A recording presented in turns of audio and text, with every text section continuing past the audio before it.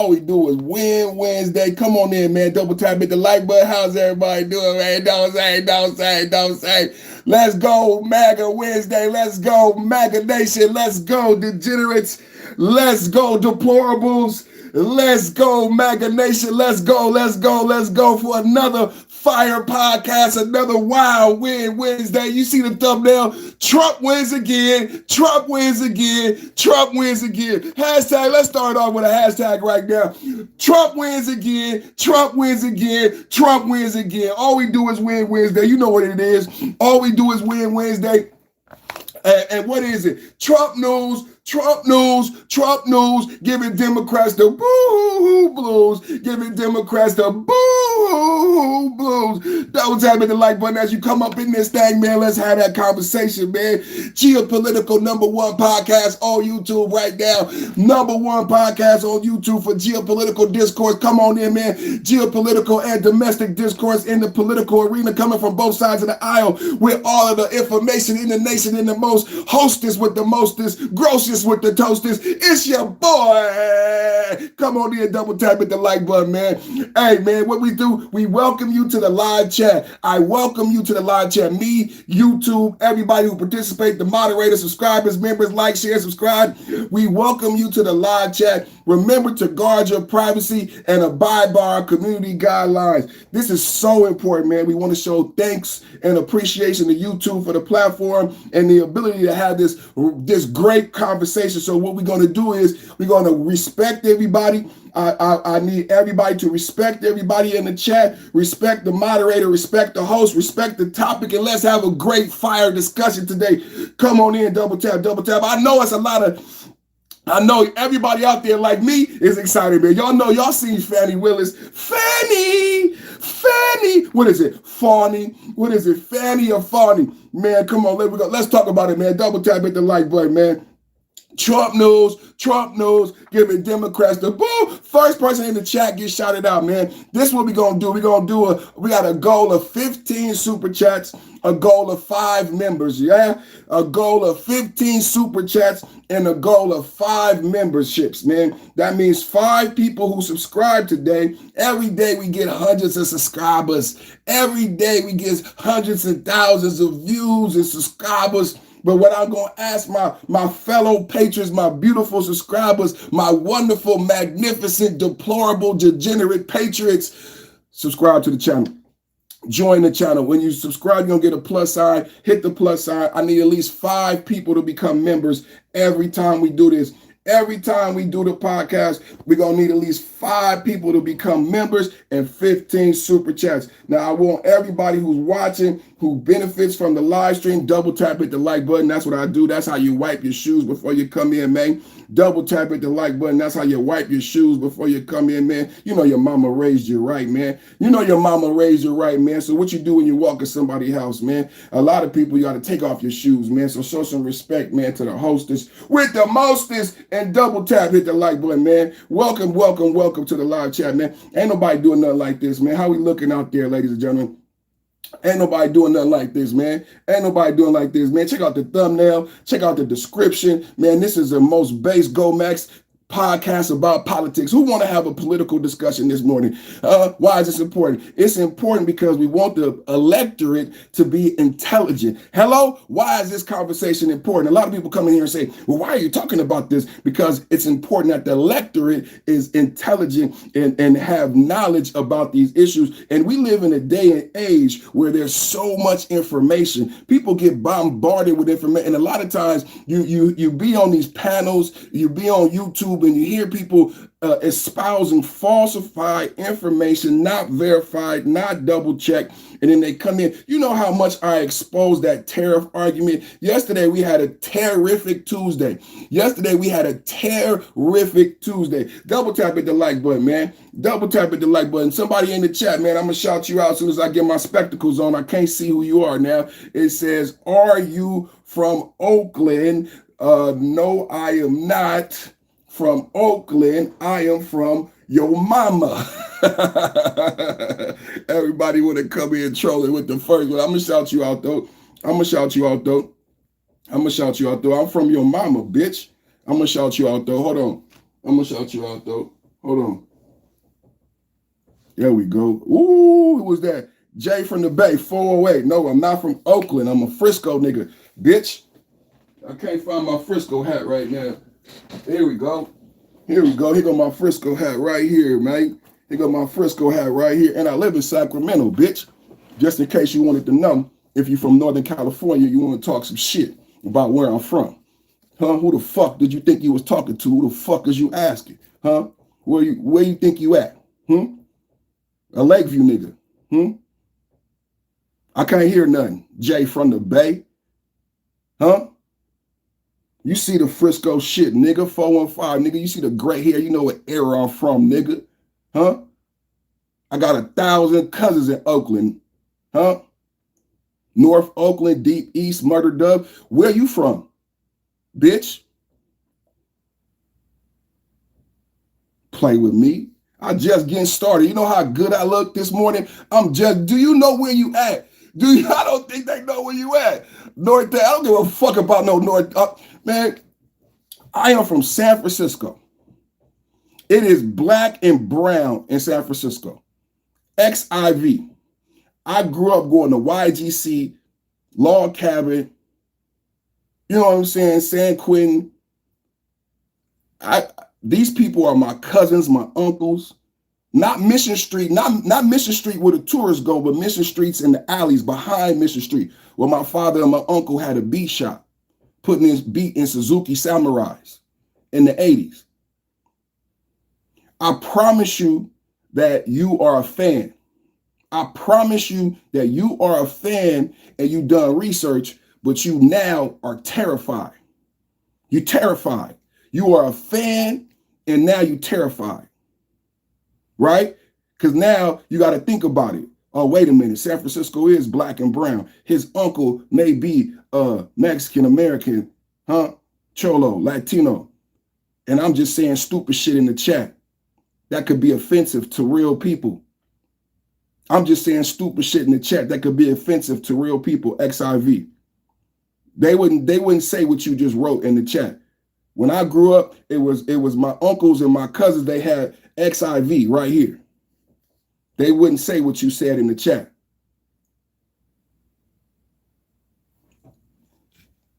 Right? They wouldn't say what you said in the chat. But just so everybody know, I'm from San Francisco. I'm a Frisco cat and I'm in Sacramento. And my channel just gonna get more and more popping. And I'm a Gen Xer.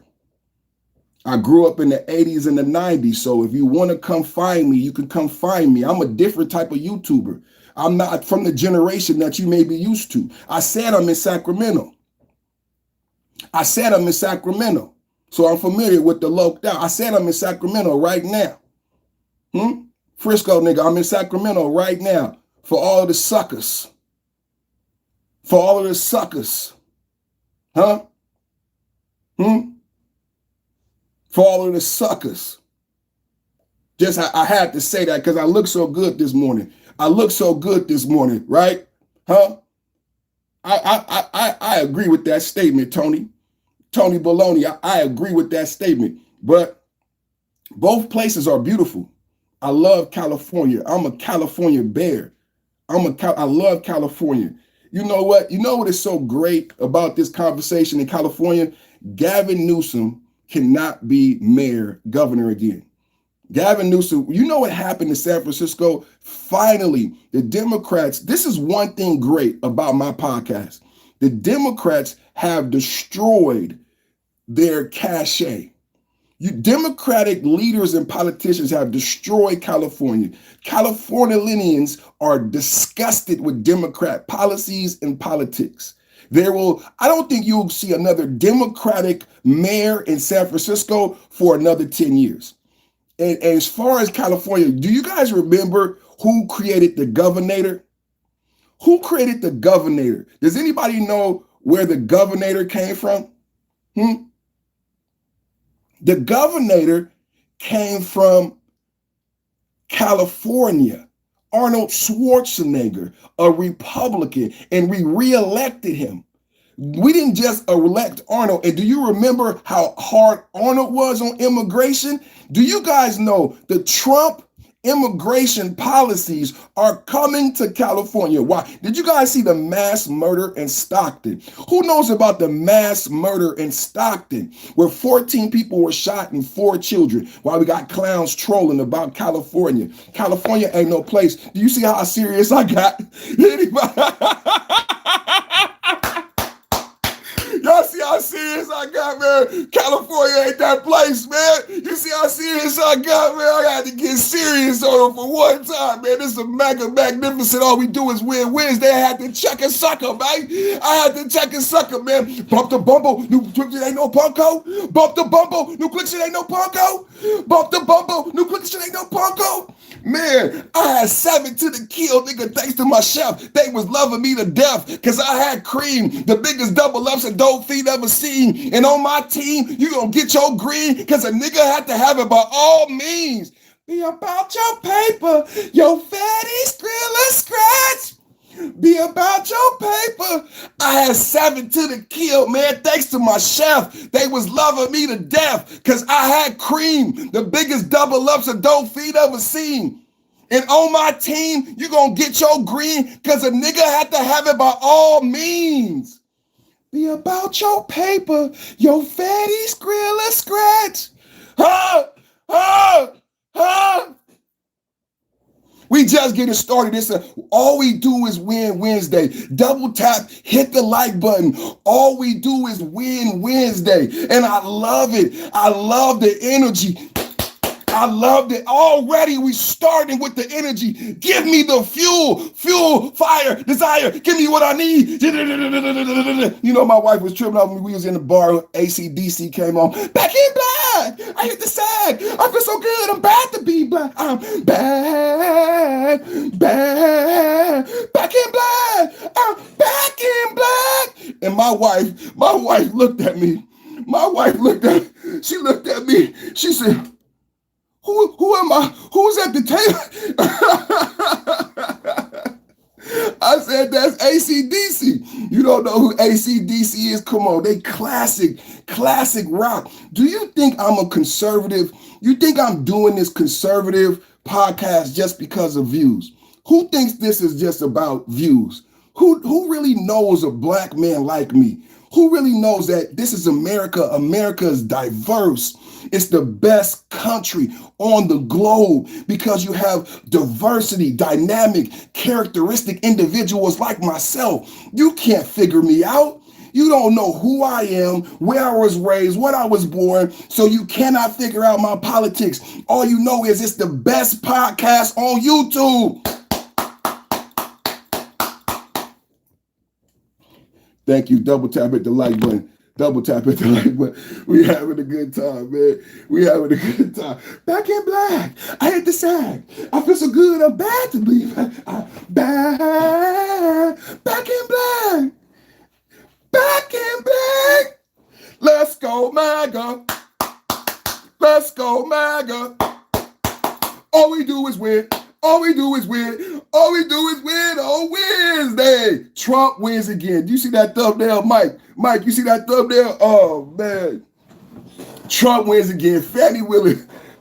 Hey, my thumbnails is crazy. You see Fani Willis on the... You see Fani Willis on the blue horse? Oh, man, we're going to have a great show today. We're going to have a great show today.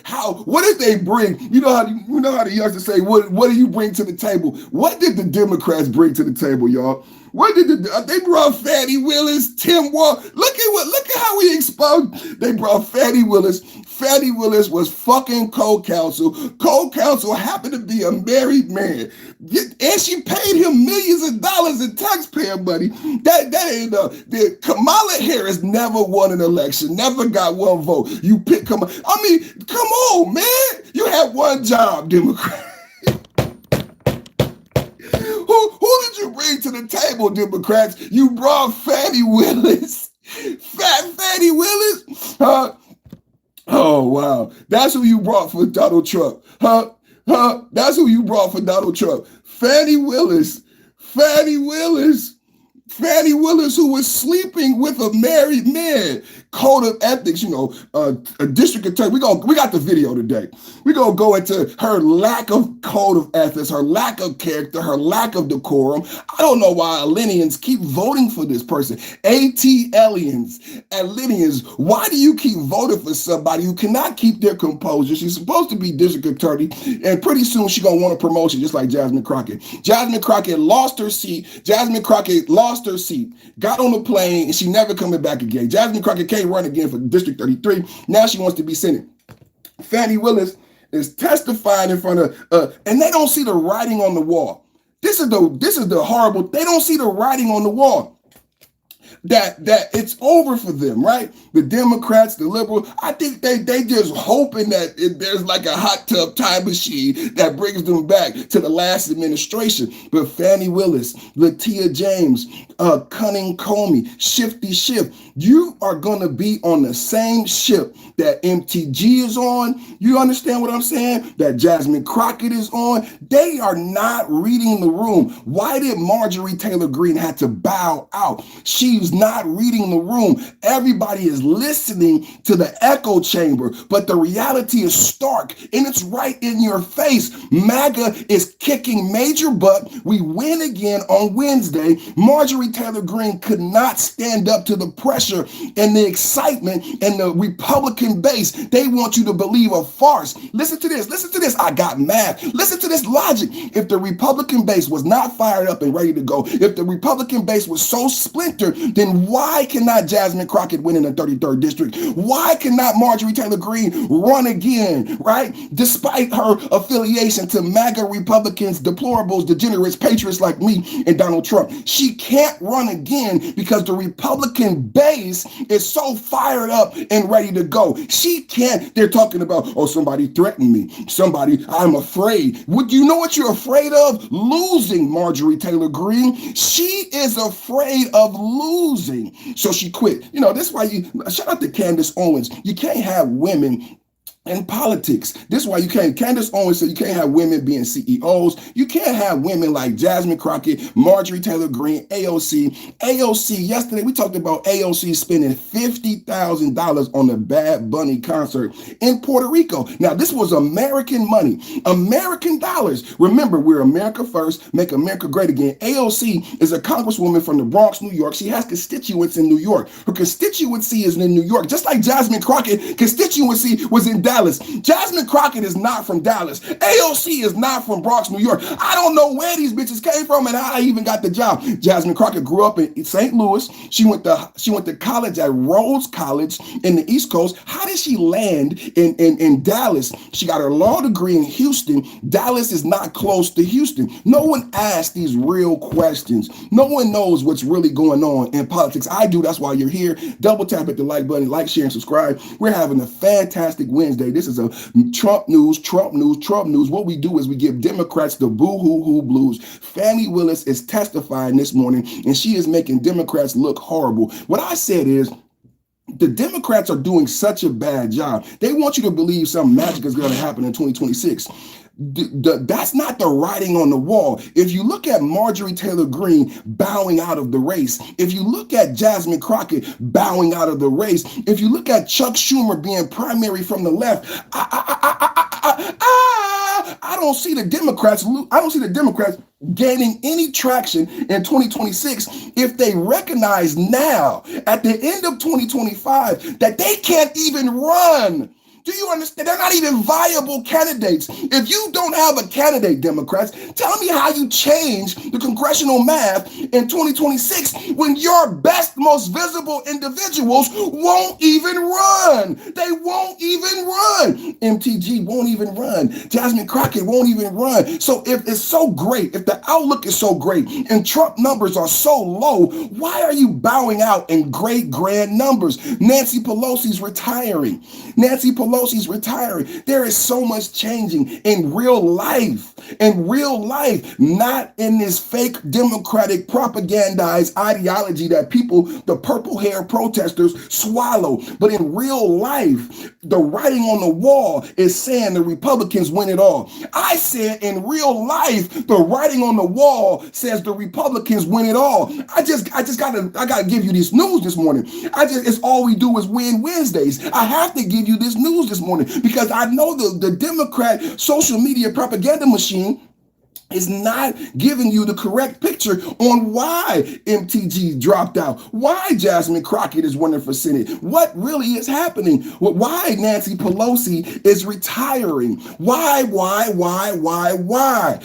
these integral major changes to the DNC and Democratic Party, why do we have Tim Walz now at the face, with the face of $1 billion fraud scheme? Tim Walz can never run for president. Tim Walz is done. Tim Walz, and he did it to himself.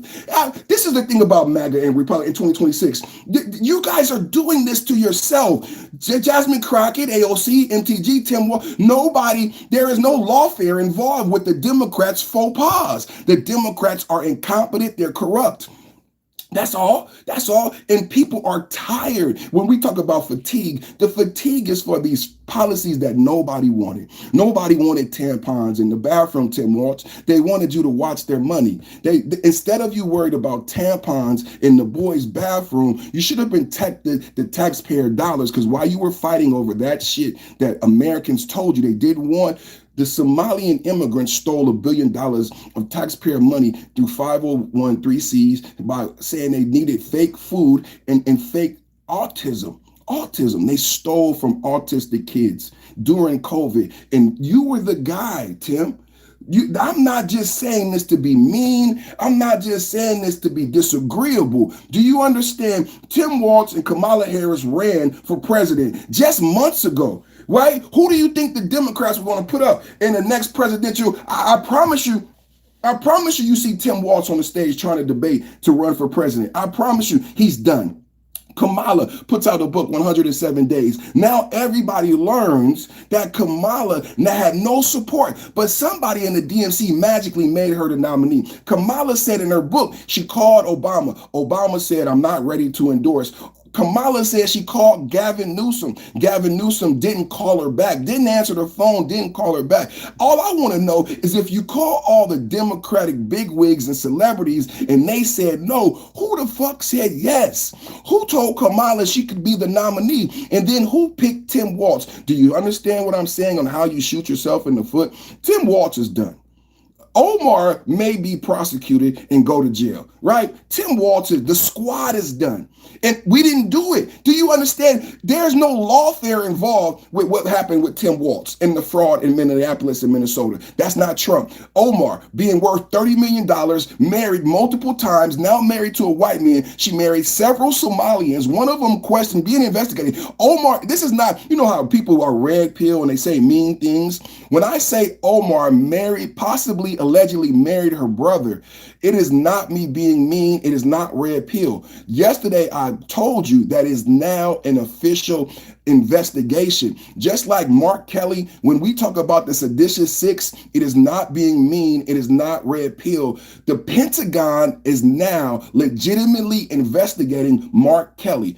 The claim that Omar married her brother is no longer mean. It is no longer conjecture. The Trump Homeland is now investigating it. We can legitimately talk about Omar allegedly marrying her brother and not be called out as being red pill sexist because there is a legitimate investigation into whether or not she married her brother. Letitia James married her father to get a lower mortgage rate. When we talk about this, there is precedent for these investigations, right? It is no longer you just don't like black women. No, it's not me disliking black women. Letitia James legitimately is being investigated by the Housing Authority Commission because she married her father and she leased out her home to her niece. These are facts that are really being investigated by Donald Trump's Pam Bondi DOJ. It is no longer red pill put downs. It is no longer conjecture.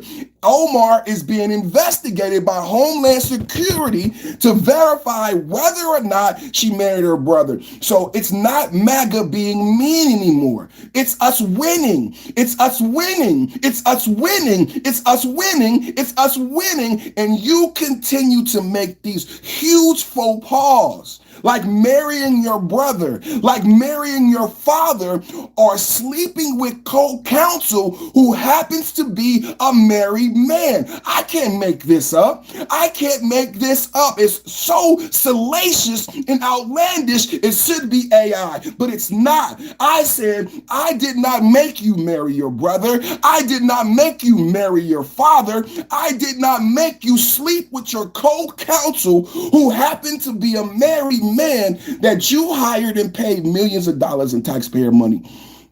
I can't make that up. I didn't make you do that. I didn't make Fani Willis sleep with Nathan Wade. I didn't make Nathan Wade not complete his divorce. I didn't make Nathan Wade not complete his divorce and cheat on his wife. We didn't do that, MAGA. We didn't do that, MAGA.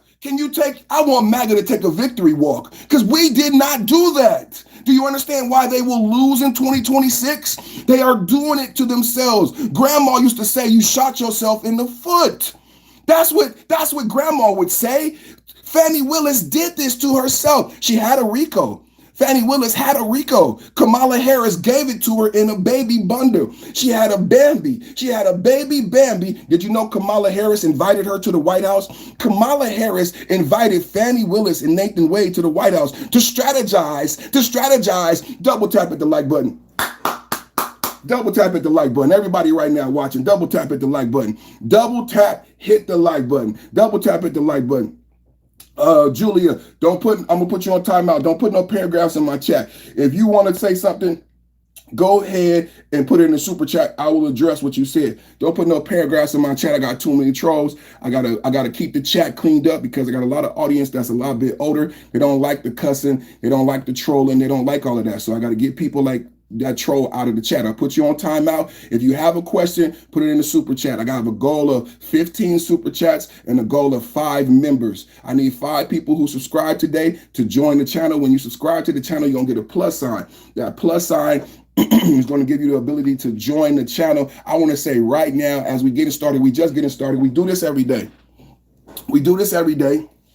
We do this every day. We just getting started. This is the #1 YouTube podcast for geopolitical domestic debate. We do this every day. We just getting started. Our lead story is Fani Willis, but we got a couple of things I want to share with you guys. Our lead story is Fani Willis, but Fani Willis is testifying this morning, you know what I'm saying? And I just want to give a background onto why it's important. Why is it important that Fani Willis is testifying this morning? But let me get a couple things. Y'all want to go straight into Fani Willis testifying this morning? We can go into Fani Willis testifying this morning. I just want to lay a foundation. It still surprises that y'all still don't see all part of the same team. Man, that is not what we're talking about, man. I'm put you on timeout too, man, because stay on topic, bro. Stay on topic, bro. This ain't about what you want to talk about, bro. Clap for Trump. This ain't what you want to talk about, bro. This ain't what you want. This ain't what you want. You know what I'm saying? You know what I'm saying? You know what I'm saying? Fani Willis. That's what we're getting into. That's our lead. That's our lead this morning. Fani Willis is testifying this morning. We got some video to show her not having decorum, not having the ability to compose herself. But I don't know why Atlanta keeps voting for Fani Willis. But let's get into it, y'all. Let's get into it. Shout out to all my patriots. Buckle up to all my patriots, deplorables, all of my MAGA conservatives. Double tap, hit the like button. Put a 1 in the chat if you voted for Trump. Put a 1 in the chat if you down with MAGA. Put a 1 in the chat if you're a patriot, if you're a deplorable. Put a 1 in the chat if you came here to have a good time. Put a 1 in the chat if you came to learn. Put a 1 in the chat, hit the like. I'm going to ask everybody watching right now, double tap, hit the like button, man. I'm going to ask everybody, do me a big favor. Double tap, hit the like button. Let's get into it. Let's have a good time this morning.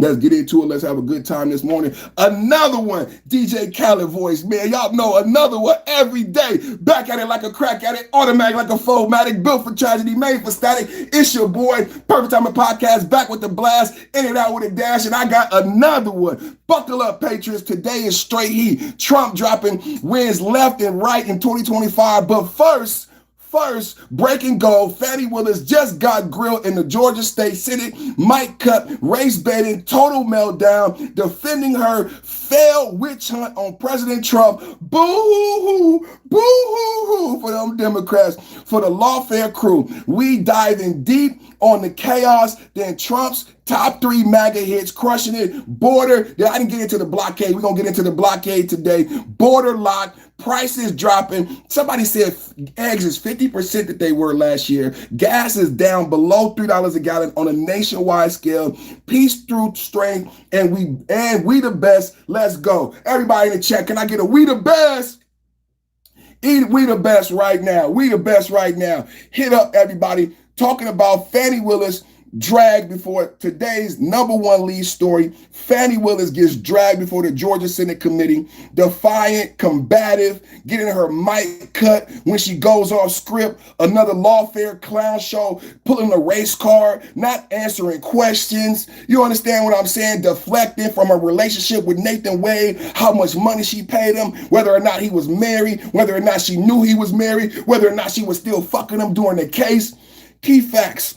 She fought subpoenas for over a year. Finally, she shows up. Now, we heard about this a year ago. We did a story. Fani Willis got called to the state Senate by the Republicans. And she said no. She fought it for over a year. Finally, she had to come. Blast Republicans as political. Now, this is what Democrats are doing to themselves as they claim that they are in the driver's seat for 2026. But Fani Willis is terrified to testify. She fought subpoenas for over a year. Finally shows up. Blast Republicans' political aims, pulls the race card, investigate how many times they called me the N-word, Mike muted for rambling, committee probing her Nathan Wade affair. Nathan Wade, the married man who happened to be paid $1 million by Fani Willis as her co-counsel, office fiancés, failed Trump prosecution that got tossed. Now listen, this is the same Fani Willis who perjured herself, paid her lover millions of dollars, took luxury vacations on taxpayer dime, and she took Nathan Wade's mother. And she paid her married lover. She basically was paying for sex. Listen, this is the same Fani Willis who perjured herself, paid her lover millions, and took him on luxury vacations with his mother, all on the taxpayer dime. Case derailed, Trump pardon, co-defendants, total win. All we do is win Wednesday. Hey, what you got to say? MAGA, M-A-G-A. What you got to say? MAGA. Every day we win, total win. Dems thought they could jail Trump forever. 36 felonies in New York under SDNY Letitia James. A lot of people don't even know why Fani Willis is going to prosecute Letitia James and go after her. They don't know Letitia James was the leader of the SDNY 36 felonies that got thrown up. Now Fani crying victim while Trump is winning.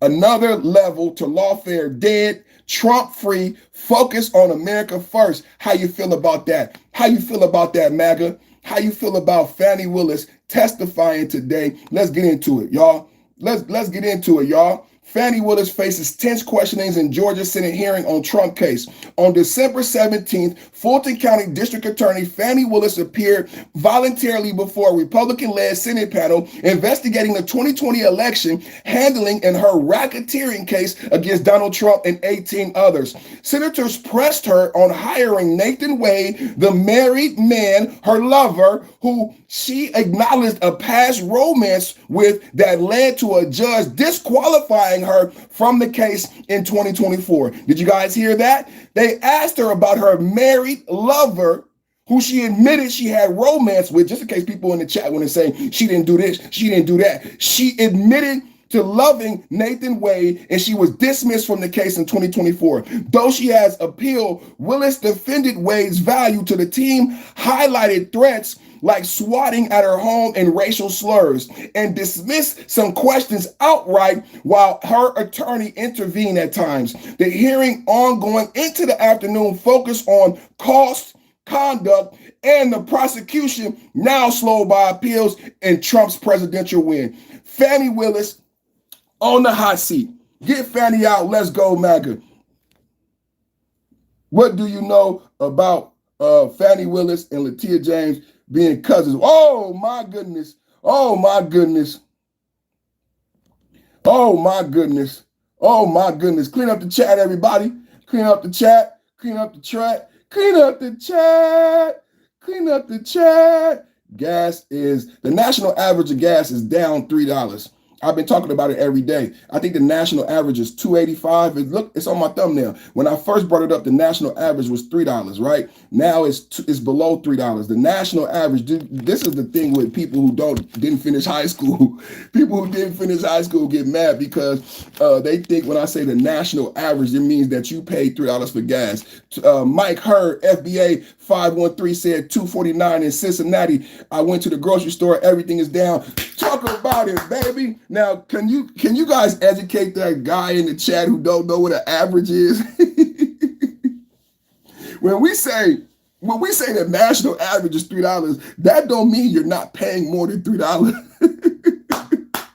It's an average. I'm not even going to explain averages to you. $1.85 gas in Colorado already include bus.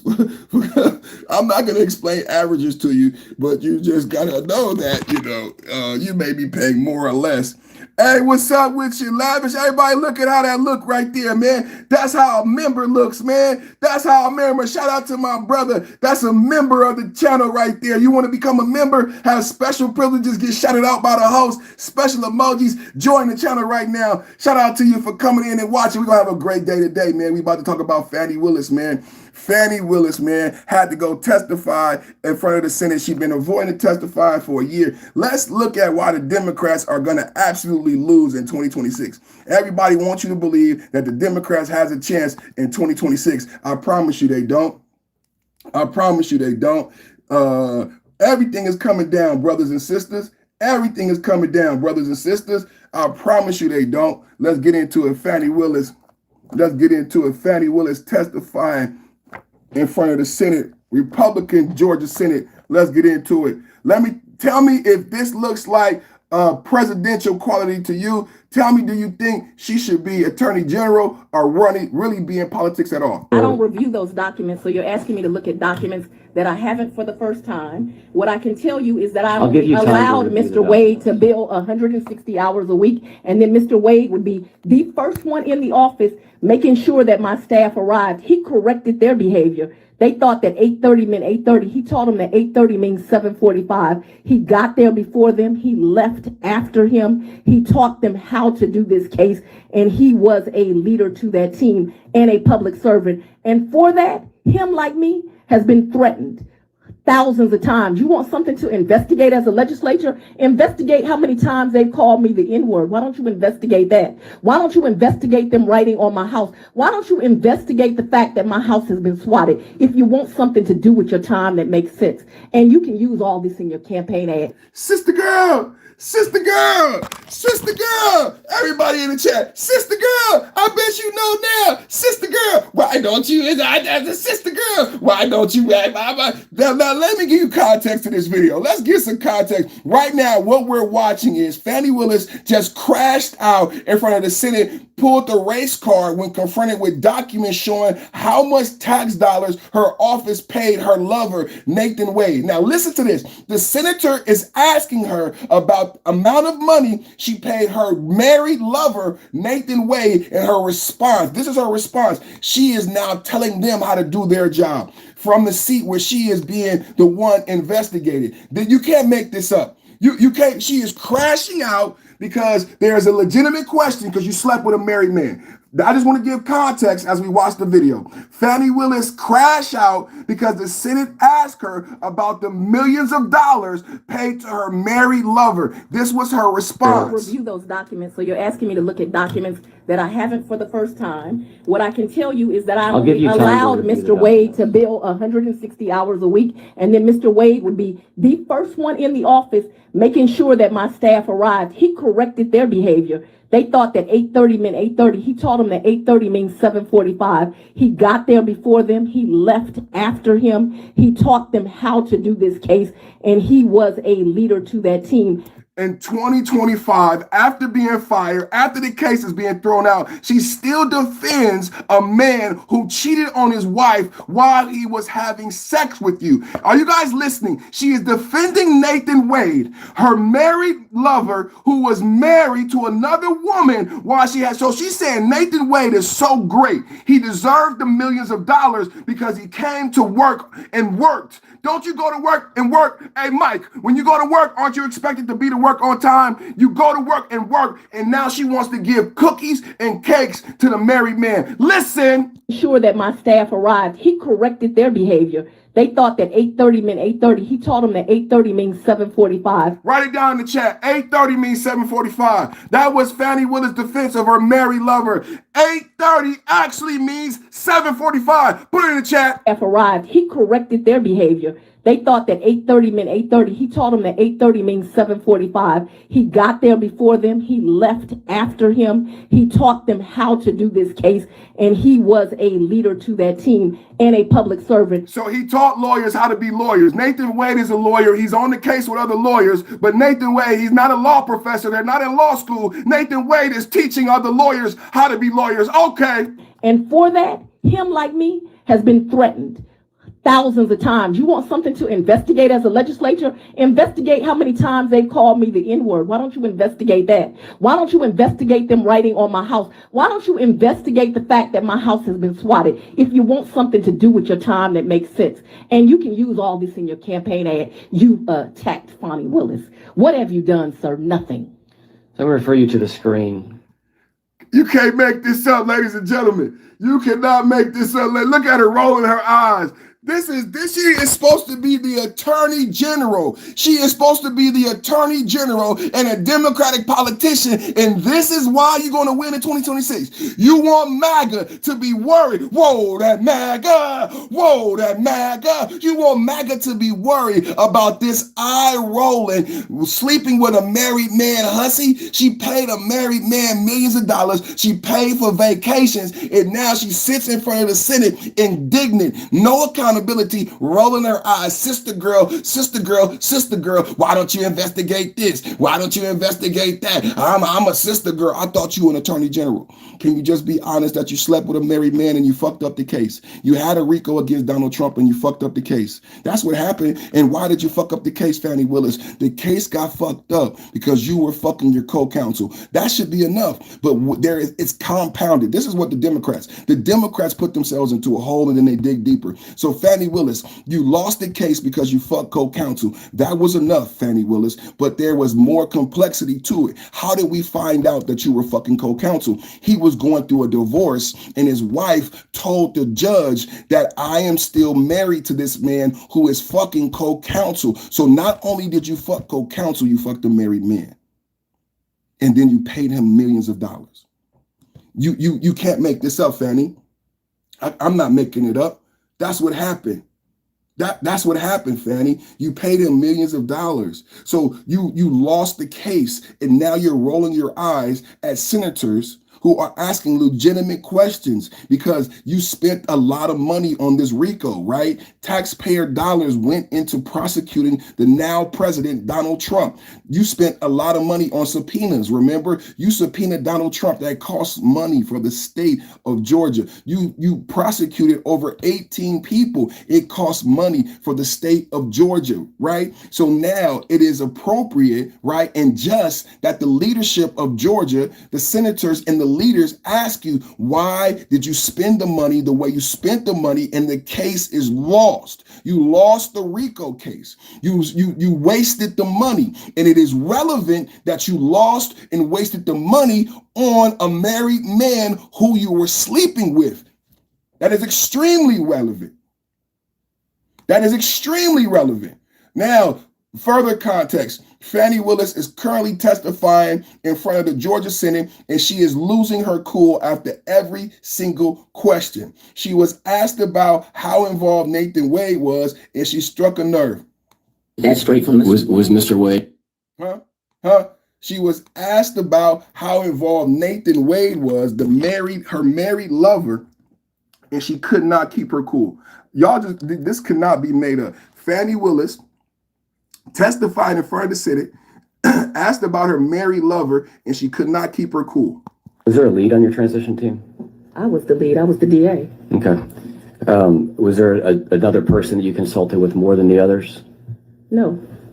I believe Mr. Wade said under testimony that he was a part of over 90% of these meetings or decisions. Do you recall that being an approximate accurate statement as to his involvement? I can't speak to any other person's testimony, so I'm not going to ever comment on someone's testimony. If he testified to such, you're going to need to show it to me. You'll have to forgive me. I don't really trust you.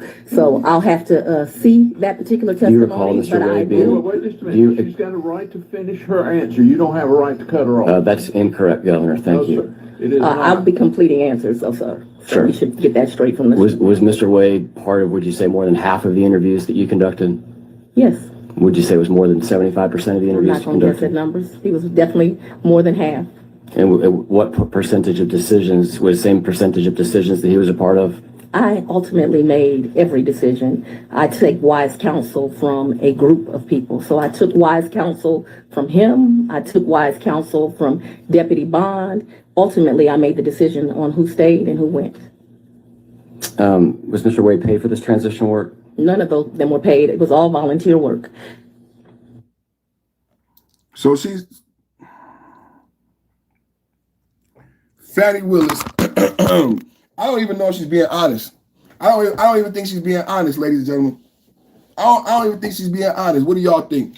I don't even think she's being honest, and she's refusing to answer the questions. She's being asked about how much time did Nathan Wade spend. Why is it relevant?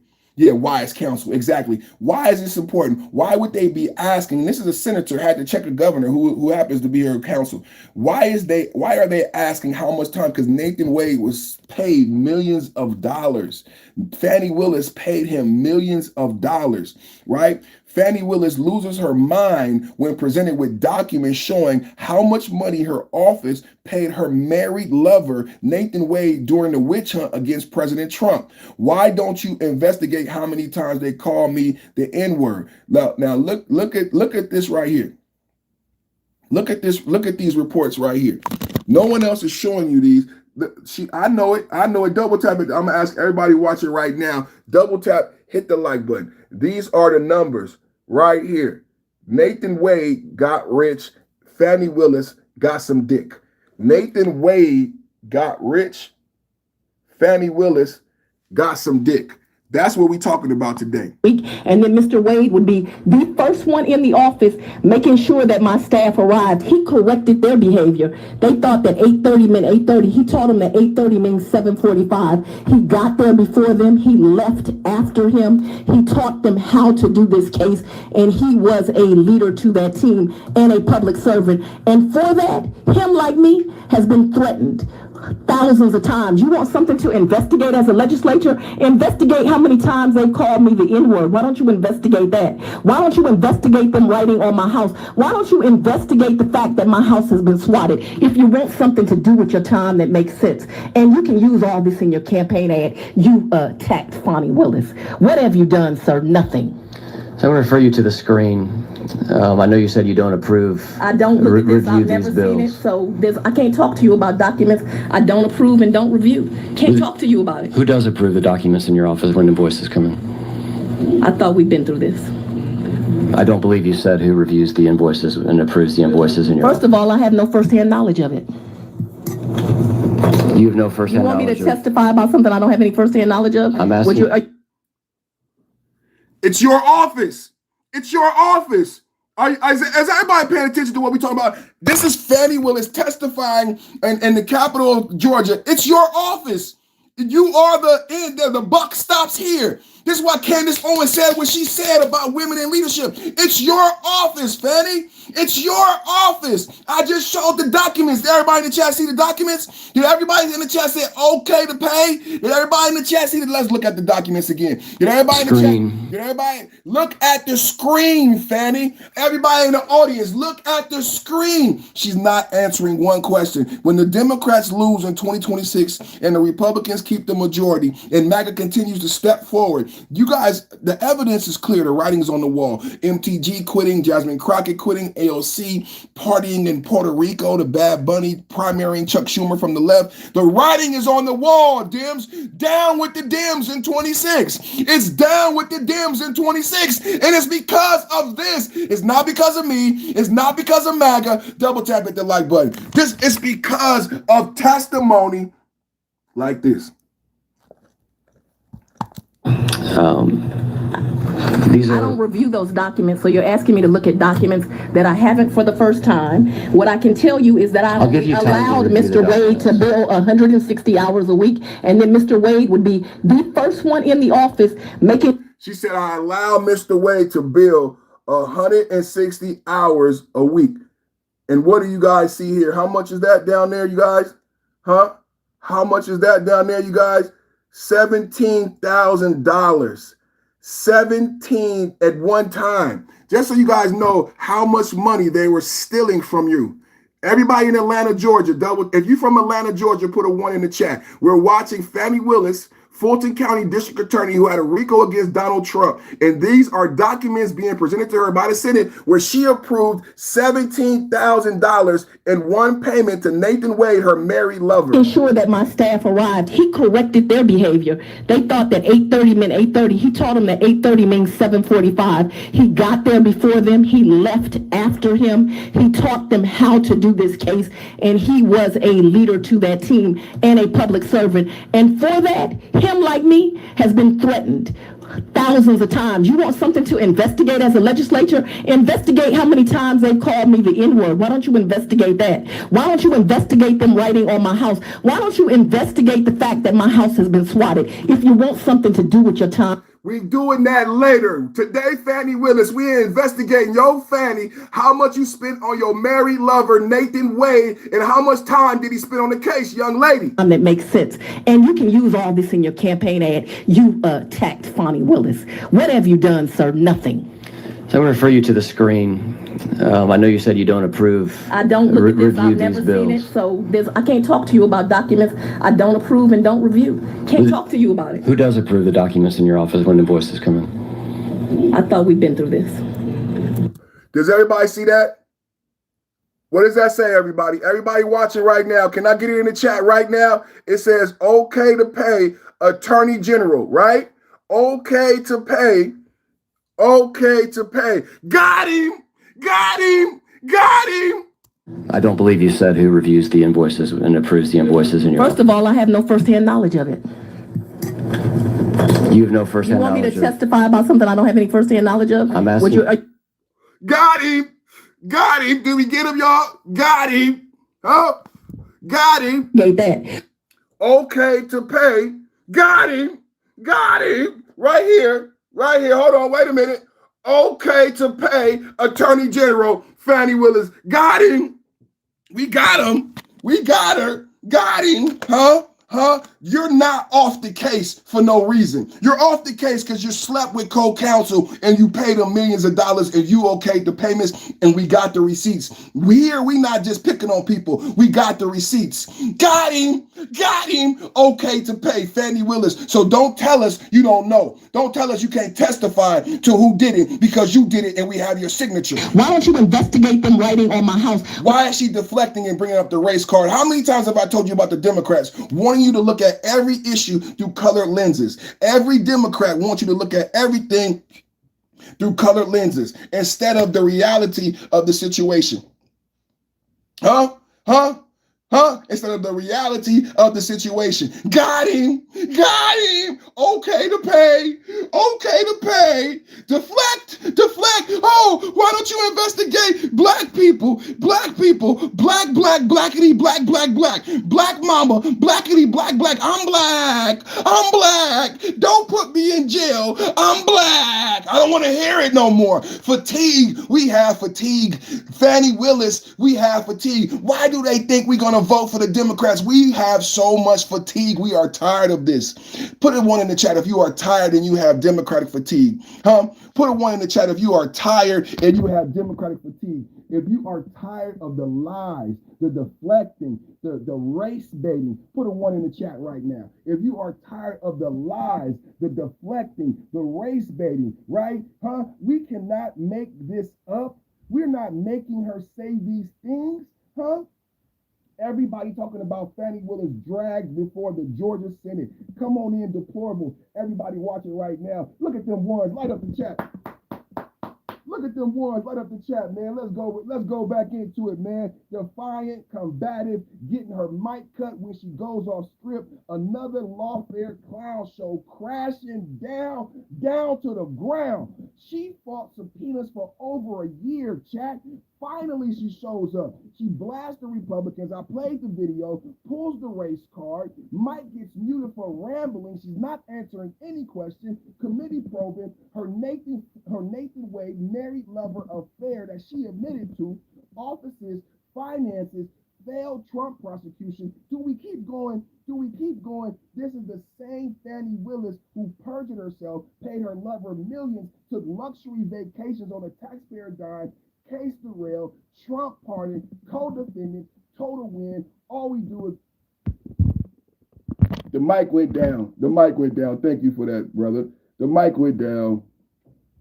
The mic went down. How we doing right now? How we doing on the microphone?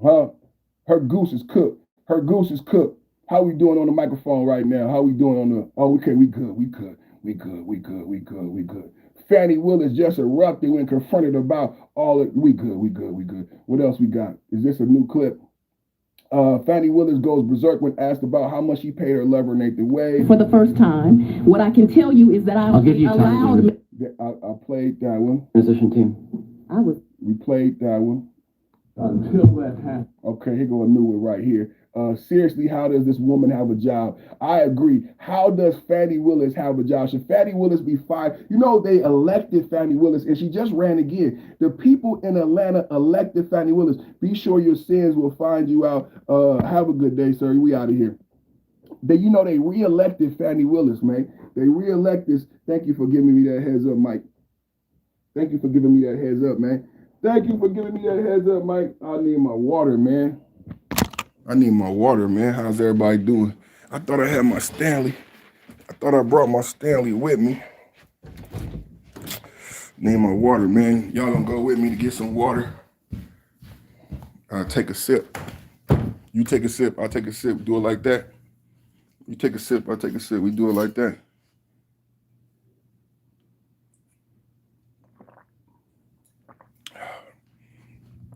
Is this the right water? I don't know. All right. How's everybody doing, man? Had to get some libations. We just getting started, man. We gotta, we do like a two. We do a few, man. We just getting started, man. Somebody was asking about the boxes in the back. We in the Perfect Timing Podcast Studios. This is the Funko Pop collection. Got Snoop Dogg, got Biggie back there, everybody. Hulk Hogan, got Hulk Hogan. Hollywood Hulk Hogan. Somebody was asking about the background, so that's what it is right there. Thank y'all for hanging out, man. We got a brand new clip. How does jail cell is where she going? I agree. I'm an instructor now. So on your advice of counsel, you're asserting privilege. I'm telling her not to answer. I'm clarifying with the You witness. don't have to answer that. I'm not a potted plant. I can answer. You can advise. You can absolutely advise your client, Governor Barnes. I'm asking your I client. suggest you move on. I'm asking your client if you are asserting privilege on the answer to the question. I made the objection on the record and told you even what you can do to enforce it. What was the total cost of the election interference case? I don't recall, but if we want to talk about cost, I'd love to talk about how last year alone the AG paid one lawyer $8 million. You don't know what the cost of you don't know the cost of the election interference case? I don't know the exact cost. What's the range? I don't want to speculate to numbers. Whatever it cost, they tried to steal the rights of thousands of Georgians. It couldn't have been enough. What was the rough total operating budget of your office last year? I don't know that. It's probably around $40 million. That's a speculation and a guess. That includes state money, grant money, and that's not an exact number. I don't do the budget. I have very high-level conversations about that.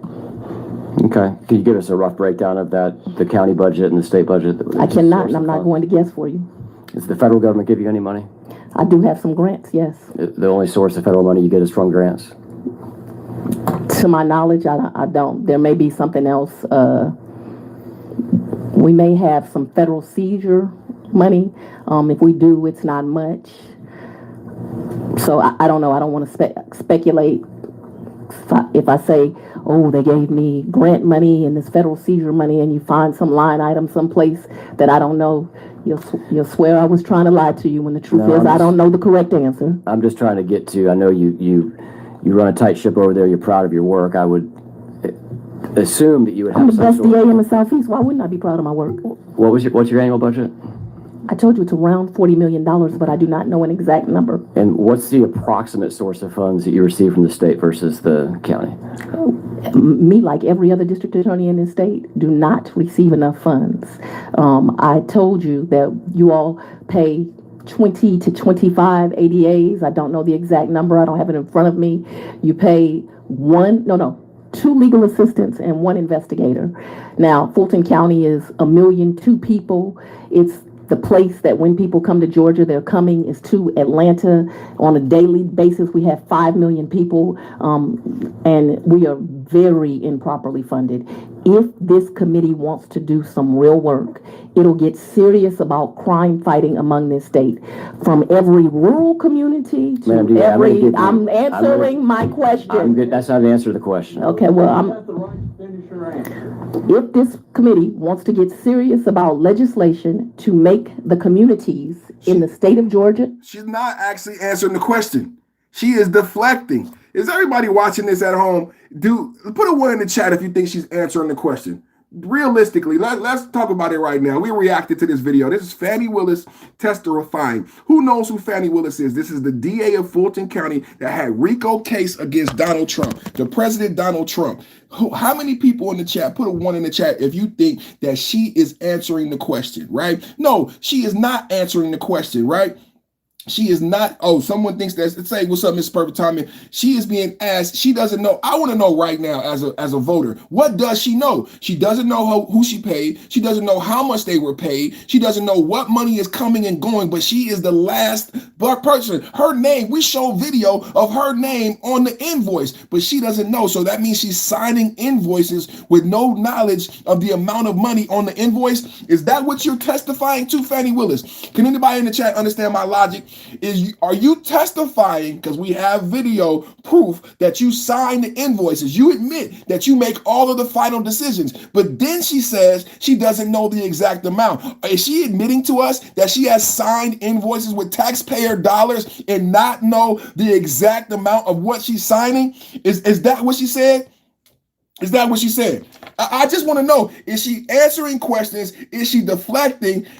We need to know the real answers in the chat right now. Put a 1 in the chat. Is she answering the questions? I just want to know, is she answering? And should she know these things? As district attorney, as the person that the buck stops here, should she have these answers? I need to know. Put a 1 in the chat. Should she have these answers, and has she answered the questions to your satisfaction? We're watching and reacting to Fani Willis, failed DA, failed AG, and the Trump RICO. But until that happens, I'm going to instruct her not to. So on your advice of counsel, you're asserting privilege. I'm telling her not to answer.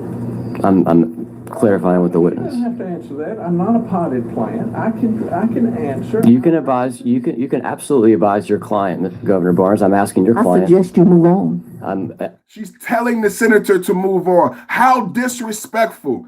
She's supposed to be testifying. Is this an example? If you guys wonder, if anybody wonders why when you see a black woman being arrested by a police officer and she doesn't pay attention and she doesn't listen to the officer, maybe that black woman saw a Fani Willis video of her being defiant in front of a court and saying things like, I think you better move on, and not respecting the court, not having decorum, right? She's supposed to be the attorney general. She's supposed to understand the decorum of a courtroom and why you show respect for the individual asking the questions, but she doesn't. She just going to be a sister girl. Let's listen. Let's watch. Y'all tell me in the chat, is this appropriate? I'm asking your client if you are asserting privilege on the answer to the question. I made the objection on the record and told you even what you can do to enforce it. What was the total cost of the election interference case? I don't recall, but if we want to talk about cost, I'd love to talk about how last year alone the AG paid one lawyer $8 million. You don't know what the cost of you don't know the cost of the election interference case? I don't know the exact cost. What's the range? I don't want to speculate to numbers. But wait, you want to be the attorney general, right? You want to be the boss dog in charge, but you don't know nothing. You don't know the cost. But you want the people to find Donald Trump guilty. How can we find Donald Trump guilty of a RICO? You want to prosecute a RICO, but you don't have any information for us. You don't know how much it costs. You don't know how much time you spent. But why would we give you the authority to prosecute the RICO if you can't answer these simple questions? Can you put me that in the chat, please? Why would we allow her to prosecute the RICO if she can't answer these simple questions? Whatever it cost, they tried to steal the rights of thousands of Georgians. It couldn't have been enough. What was the rough total operating budget of your office last year? I don't know that. It's probably around $40 million. That's a speculation and a guess. That includes state money, grant money, and that's not an exact number. I don't do the budget. I have very high-level conversations about that. Okay. Can you give us a rough breakdown of that, the county budget and the state budget? I cannot, and I'm not going to guess for you. Does the federal government give you any money? I do have some grants, yes. The only source of federal money you get is from grants? To my knowledge, I don't. There may be something else. We may have some federal seizure money. If we do, it's not much. So I don't know. I don't want to speculate.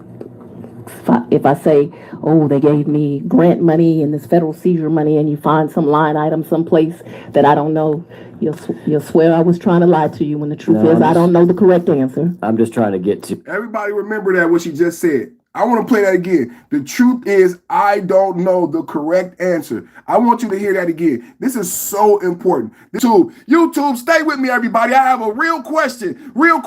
Do you believe this is an adequate answer? Right now, she just admitted she does not know the correct answer. Should she be attorney general? She said, I do not know the correct answer. Stay with me. YouTube, stay with me. She just admitted she did not know the correct answer. Oh, MAGA. Line item someplace that I don't know. You'll swear I was trying to lie to you when the truth is I don't know the correct answer. I don't know the correct answer. Did you hear what she said? I don't know the correct answer. We can't make this up. This is why the Democrats are going to lose in 2026. She said, I don't know the correct answer. I want that to be your campaign, Fani Willis. That should be your campaign slogan. I don't know the... If I say, oh, they gave me grant money and this federal seizure money, and you find some line item someplace that I don't know, you'll swear I was trying to lie to you when the truth is I don't know the correct answer. I don't know the correct answer, Fani Willis. Hashtag, I don't know the correct answer. Got him. Trying to get to, I know you run a tight ship over there. You're proud of your work. assume that you would I'm have the some best sort DA in the Southeast. Why wouldn't I be proud of my work? What's your annual budget? I told you it's around 40 million. Did you see what he did? Got her. I'm the best DA in the Southeast. What's your annual budget? Got her. Huh? Thank you. That was glorious. Oh, I love this guy. Oh, give him his props. Give him his props, everybody in the chat. I don't know the right answer. That's what she said. And then she goes and says, I'm the best DA in the Southeast. I'm a PhD. I'm the best DA. And then he hit her back again with the same question that he already knew she don't have the right answer because she just admitted it. So he hit her again. I'm the best DA in the Southeast. Oh, you are, huh? What was your annual budget? What was your annual budget? Huh? What was your annual budget? That was beautiful. That was beautiful.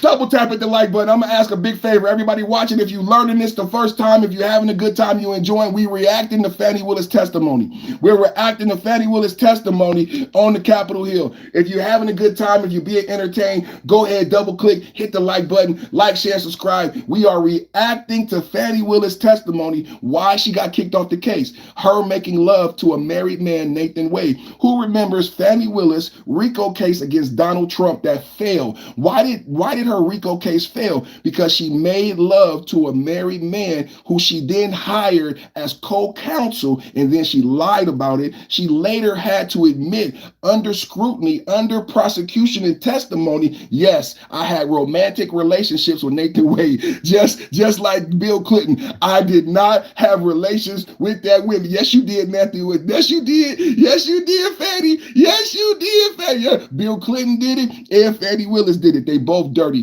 Democrats. I did not have relations with that woman, Fani Willis. I did not sleep with Nathan Wade, a married man, under prosecution. What did Nathan Wade say? Yeah, I slept with her. We didn't make you sleep with Nathan Wade, Fani Willis. We didn't make you hire him. We didn't make you pay him. We didn't make Nathan Wade not complete his divorce. We didn't make any of these things a reality. Fani Willis, you did. You did, Fani Willis. Thank you, Democrats. Thank you, Democrats. I just want to tell you that in 2026, we win again. In 2026, we win again. Let's listen to Fani Willis and listen to this great senator. Anybody know the name of this senator in Georgia? What's the name of this guy? Because he deserves his props in the way he grilled Fani Willis and brought out certain realities of her inability and incompetencies as an attorney general. What is his name? This is a senator. This is an all-Republican Senate panel from Georgia, and he is at the head. I want to know his name. Put his name in the chat. He's doing a great job. Listen. The county budget and the state budget. I cannot, and I'm not going to guess for you. Does the federal government give you any money? I do have some grants, yes. The only source of federal money you get is from grants? To my knowledge, I don't. There may be something else. We may have some federal seizure money. If we do, it's not much. So I don't know. I don't want to speculate. If I say, oh, they gave me grant money and this federal seizure money, and you find some line item someplace that I don't know, you'll swear I was trying to lie to you when the truth is I don't know the correct answer. I'm just trying to get to, I know you run a tight ship over there. You're proud of your work. I would assume that you would have I'm the best DA in the Southeast. Why wouldn't I be proud of my work? What's your annual budget? Got him! I told you it's around $40 million, but I do not know an exact number. And what's the approximate source of funds that you receive from the state versus the county? Me, like every other district attorney in this state, do not receive enough funds. I told you that you all pay 20 to 25 ADAs. I don't know the exact number. I don't have it in front of me. You pay two legal assistants and one investigator. Now, Fulton County is 1,000,002 people. It's the place that when people come to Georgia, they're coming is to Atlanta. On a daily basis, we have 5 million people, and we are very improperly funded. If this committee wants to do some real work, it'll get serious about crime fighting among this state. From every rural community to I'm answering my question. I'm good. That's not the answer to the question. Okay, well, if this committee wants to get serious about legislation to make the communities in the state of Georgia safer, they will invest more money in every district attorney's office across this. So you guys hear that? Her answer to whether or not she slept with a married man, she says, Democrats, this is what Democrats want. More money. Are you seeing what she's saying? I want more money. More money, more money, more taxpayer dollars. That's why we got those. Did you guys hear what her answer is? Give us more money. Coming is to Atlanta on a daily basis. We have 5 million people, and we are very improperly funded. If this committee wants to do some real work, it'll get serious about crime fighting among this state. From every rural community to I'm answering my question. I'm good. That's not the answer to the question. Okay, well, if this committee wants to get serious about legislation to make the communities in the state of Georgia safer, they will invest more money in every district attorney's office across this state. That's the rural DAs need more. More money.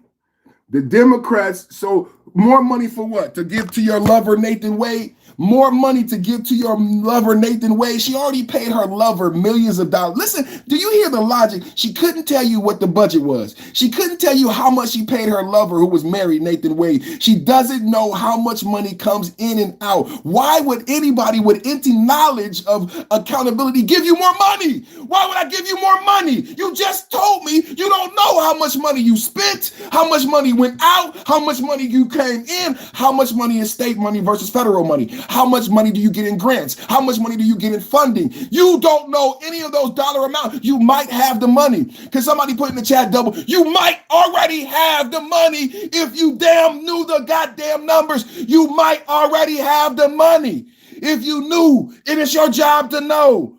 Yes, she's a crook. She just said, if you really want to help give me more money to do what with, Fani Willis? When we gave you money, you paid a married man who you were sleeping with millions of dollars, Fani Willis. We gave you money and you gave the millions of dollars to your married lover. This is the true Fani. When we gave you money, you gave it to your married lover in the millions. In the millions, you paid this brother millions of dollars, and you say with all indignation that you want more money. She has the nerve to say to us she wants more money. You can't make this up. You can't make this up. She wants more money. Even if you think Trump is guilty, let's say, I want to play devil's advocate. Let's say you think Trump is a horrible guy. Would you give her more money after what she said? Would you give her more money though? Would you give this person who just said, I don't know how much money comes in. I don't know where the money comes from. I don't know how much money I spent. Would you give her more money? Would you tell me in the chat, put a 1 in the chat if you would give her more money. Put a 1 in the chat. I just want to know. My chat is so intellectual. I just need to know, would you give her more money? Take it out. Take out Trump out of it. She's an attorney general. She gets taxpayer dollars. Would you give her more money? Would you give her more money? Huh? Would you give her more money? That's all. That's all. Would you give this Democrat who can't tell you what their spending is? So, Tim, you would give her more money? You would give someone who can't tell you what their spending is more money?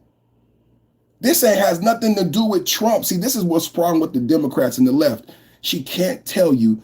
And this is what's so great about this line of questioning. You know what's so great about this line of questioning? He set her up. She's not a good lawyer. Do anybody want to have a real talk? Why is this important? She's not a good lawyer. She just got set up. And somebody's mad in the chat because it is a gotcha moment. It's a good gotcha moment, but you're too dumb to get it. He set her up. He set her up. The line of questioning led her into this corner that I have her pinned in the corner right now. So you don't know where the funding, how much state funding, how much federal funding, how much came in, how much went out. But at the same time, as you don't know these parameters, you want more money. Do you see how he got her? He got her. She did it to herself. He didn't make her. That's a good lawyer. That is a great lawyer. Did you see what happened? I'm going to play it again. He asked her a line of questioning and put her into a corner. And when she couldn't answer, she deflected, but then she crucified herself even further as she tried to deflect. As she tried to deflect, she's an excellent lawyer. That's why. Let's take a look. Let's see if she's a good lawyer. Let's see if you can catch it. You said she's a great lawyer, right? Let's see if she can catch. Let's see if they catch it, you guys. Let's see. Is she a good lawyer? Let's see. Is she a good lawyer? The budget, I have very high level conversations about that. Okay. Can you give us a... Of Georgians, it couldn't have been enough. What was the rough total operating budget of your office last year? I don't know that. It's probably around $40 million. That's a speculation and a guess. That includes state money, grant money, and that's not an exact number. I don't do the budget. I have very high level conversations about that. I don't know. Everybody write that down. Everybody write that down. I don't know. He's setting her up, everybody. This is the okie dope. This is the rope-a-dope. He's setting her up with the rope-a-dope. I don't know. Everybody pay attention. He's setting her up with the rope-a-dope. Of Georgians, it couldn't have been enough. What was the rough total operating budget of your office last year? I don't know that. It's probably around $40 million. That's a speculation and a guess. That includes state money, grant money, and that's not an exact number. I don't do the budget. I have very high level conversations about that. Okay. Can you give us a rough breakdown of that, the county budget and the state budget? I cannot, and I'm not going to guess for you. Does the federal government give you any money? I do have some grants, yes. The only source of federal money you get is from grants? To my knowledge, I don't. There may be something else. We may have some federal seizure money. If we do, it's not much. So I don't know. I don't want to speculate. If I say, oh, they gave me grant money and this federal seizure money, and you find some line item someplace that I don't know, you'll swear I was trying to lie to you, when the truth is I don't know the correct answer. I'm just trying to get to, I know you run a tight ship over there. You're proud of your work. I would assume that you would have I'm the best DA in the Southeast. Why wouldn't I be proud of my work? What's your annual budget? I told you it's around $40 million, but I do not know an exact number. And what's the approximate source of funds that you receive from the state versus the county? Me, like every other district attorney in this state, do not receive it. She didn't answer. She doesn't know. He's setting her up. This is the rope-a-dope. How much is the exact amount of money from this portion to that portion? What do you know? Enough funds. I told you that you all pay 20 to 25 ADAs. I don't know the exact number. I don't have it in front of me. You pay two. Why bring it up if you don't know the exact number? Then you are lying right now. It's hearsay. Don't bring it up if you don't know the exact number. Legal assistance and one investigator. Now, Fulton County is 1,000,002 people. It's the place that when people come to Georgia, they're coming is to Atlanta. On a daily basis, we have 5 million people, and we are very improperly funded. If this committee wants to do some real work, it'll get serious about crime fighting among this state. From every rural community to I'm answering my question. I'm good. That's not an answer to the question. Okay, well, Answer the question. Answer the damn question. If this committee wants to get serious about legislation to make the communities in the state of Georgia safer, they will invest more money in every district attorney's office across this state. That's the rural. More money. More money. She said more money. DAs need more. Everybody needs more money. The answer for a Democrat is always more money, not accountability. The Democrats never want to take a back account. Don't vote me out of office. Give me, the incompetent idiot, more money. Isn't it funny how Democrats' logic works? Don't crucify me, Argentina. Don't hold me accountable. No, that's not what I want. Give me more money. I need more money. If you give me more money, I can do a better job. Yeah, I made a mistake when I slept with a married man, but if you really care about the poor people, the black people, give me more money. I need more money so I can arrest more people. Isn't it funny how Democrats justify getting more money? She said, I will arrest more people. If you give me more money, I will put more Americans in jail. Well, I'm a conservative. I don't want Americans in jail. I don't want to waste taxpayer dollars. Why would I give you more money to put more Americans in jail? How about we put money into solutions? Because all you do is waste the money. She doesn't know where the money is going. He set her up with the rope-a-dope. He gave her the rope-a-dope. Okay, how much is your annual budget? I don't know. I don't do the budget. I don't have the right answer. Okay, how much money came from the state versus the federal? I don't know. I got grant money. I don't know. I don't know. I don't know. So what do you know? I need more money. Wait a minute. You just told me you don't know how much federal money you get. You don't know how much grant money you get. You don't know how much state money you get. You don't know how much money you spent. You don't know how much money came in. You don't know how much money came out. But you can tell me honestly that you need more. Please, logically, someone in the chat, tell me how mathematically does that work? How can someone justify needing more money if they can't tell me how much money they have now? How can you tell me you need more? Do you need more just because there is more? Because you're a Democrat. Democrats think the pool is always full. Democrats think there's always more money. We give you millions of dollars to pay your married lover, but still there's more money. Fani Willis, where would that more money come from? Just logically for anybody answer, you know money has to come from taxes, right? The money just doesn't come out of a coconut tree. You remember Kamala Harris? The money does not fall out of a coconut tree. What, did you just fall out of a coconut tree? The money does not fall out of a coconut tree. Fani Willis, if your tax base is shrinking, you live in Georgia, the tax base is shrinking. You have less people working. It's a red state. You don't have that much money. So if you don't have the tax base and their tax base is shrinking because the population and the job market is shrinking, right? Because the AI and technology is shrinking, where is the money gonna come from, Democrats? Fani Willis, please tell us. She's just saying shit out of the blue air. I need more money. Out of the blue air, the beautiful blue Democratic air. Out of the blue Democratic air, money falls from coconut trees. And Fani Willis feels justified in saying to her Republican and Democratic constituents, give me more. Give me more. Despite the tax, despite the debts, despite the infrastructure problems, she needs more money, right? Not that we need more water treatment plants infrastructure built up because during quarantine, people didn't pay their water bill. Not that we need the energy grid reinforced because these storms in the Midwest can knock out everybody's power. No, not reinforce energy grids, not bring up the water treatment plants into Web 3.0, cryptocurrency, blockchain, all that good shit we're supposed to be in. We the number one country in the world. We still on antiquated. If you go into the DMV in Florida, if you go into the DMV in Georgia, you still got DOS matrix computers, antiquated computers that don't talk state to state, which is why immigrants can steal so much money. But Fani Willis says, don't put the money in infrastructure. Don't put the money in education. Give the money to her. She paid her married lover millions of dollars. She paid her married lover millions of dollars. But the answer is give her more money. Put a 1 in the chat if you would give her more money. Put a 1 in the chat if you would give her more money.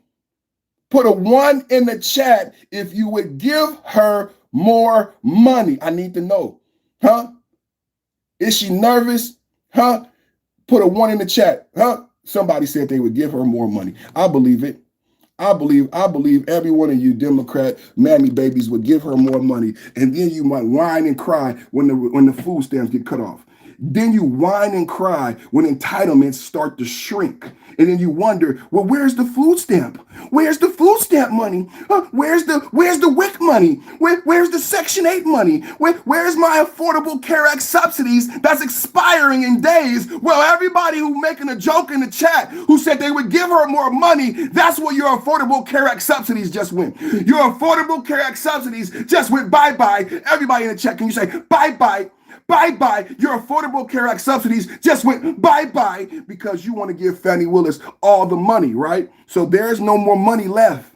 The Dems spend up the money in the budget. There's no more money left for you, huh? There's no more money left for you, huh? There's no more money left for you. You want your food stamps. She wants the money. She wants the money, huh?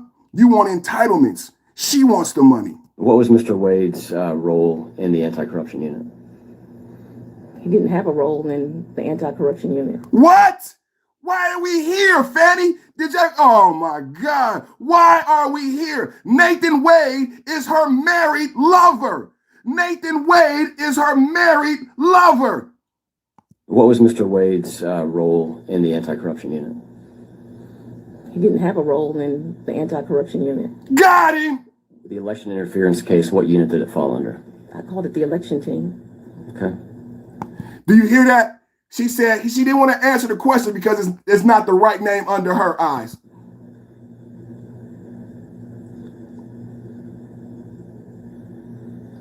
When Mr. Wade was he hired solely to focus on this election, to work on this election team, or did he do other work within your office?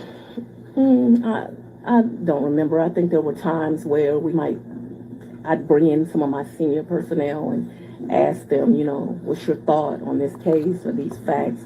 I always involve wise counsel. I'm sure he was in some of those meetings. Would you classify Mr. Wade as senior personnel as been part of your team? Would I classify him as senior? So he was a special prosecutor. He never worked for me as an employee. What I would call him is a seasoned lawyer. 25 years, first African-American lawyer to ever serve Cobb County as a municipal court judge. What I would call him is a lawyer with a distinguished resume. Okay. When did you begin to consider whether to bring charges in response to the... We call him a married man. I'm going to call him a married man. Don't forget he's a married man. I'm going to call him a married man, Fani Willis. I'm going to call him a married man who you were sleeping with. The 2020 presidential election in Georgia? Don't answer that. That's a deliberative privilege. Don't answer that. I instruct you not to answer. Is it true that part of your transition team was involved in the process of interviewing people before you entered office to lead the investigation into the 2020 presidential election? I'd like to answer that. Go right ahead. Who is this? And why does she need him? Why does she need him to protect her? Who is this former governor? Why does she need him if she is innocent? You only take my advice sometimes. Anyway, go ahead. That's really an ignorant question. And if you understand what the word ignorant means, it means the lack of knowledge. If you recall the facts, I was already district attorney when this all came to light. So it's factually impossible. You were district attorney when what came to light? When Raffensperger went on Good Morning America or whatever show he went on. I was already district attorney, so what you ask is a factual impossibility. Now, I know they've gotten black folks confused and said I was running for office, saying I was going to prosecute the President of the United States, but that's what we call a lie. Okay. I would like to... from here on out, okay? Yeah.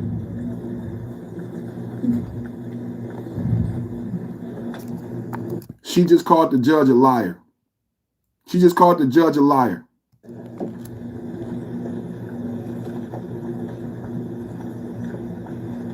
If you take a look at the screen for me, if you will. This is from Mr. Wade's deposition to members of Jim Jordan's committee. It was asked for the search committee. You said that began when D.A. Willis took office on January 1, 2021. Is that correct? Yes. And there was outreach to you to be part of the search committee prior to January 2021, January 1, 2021. Absolutely. When did that start? Sometime after the election, but prior to her taking office. Okay, so between the election, you're referring to November 2020 election, is that correct? Yes, ma'am. And so when you had conversations with individuals, you said on multiple occasions, you said no, and you turned down the position. Who were those conversations with? They were with the district attorney. So I think you're confusing facts. We've already had a long conversation about I interviewed everybody at the DA's office, and I interviewed other people to come and work at the district attorney's office. And as I told you, I did that on my free time before I became DA.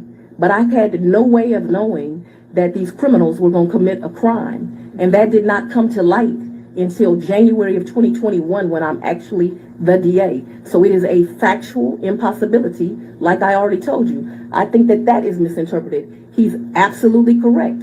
We looked for talent for the district attorney's office before I became the DA. I didn't wait till the day I took office to look for talent that would represent my office. But I was unable to look for talent for a case that didn't exist before I took office. It's factually impossible. It's common sense. You don't need to be a lawyer.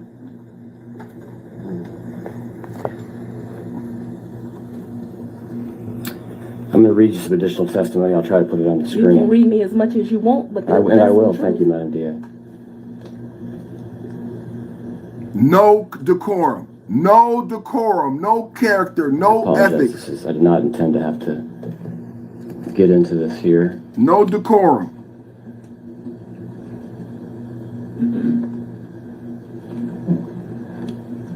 What was when Mr. Wade says that there's an interview on line 13, as you'll see here, this is prior to you entering office. What were you interviewing him for?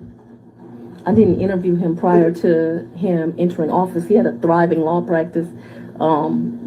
Even when he ends up being offered the position, he doesn't want it. Okay, now. She's not answering the question. Nathan Wade. So your testimony today that you and Mr. Wade did not have any conversations prior to you taking office relative to an investigation into the 2020 election. Don't answer that. That is a deliberative privilege of what goes on in a district attorney's mind and the process it goes. She wasn't district attorney. She was. Prior to being sworn in, she was district attorney? No, she was not, but you asked. I'll return to my question. Prior to you being sworn in as district attorney, is it your testimony today that you did not have any conversation with Mr. Wade about investigating the 2020 election? Answer the question. Answer the question. Got him. Answer the question. Let's do that again, everybody. Answer. 13, as you'll see here. This is prior to you entering office. What were you interviewing him for? I didn't interview him prior to him entering office. He had a thriving law practice. Even when he ends up being offered the position, he doesn't want it. Okay, now.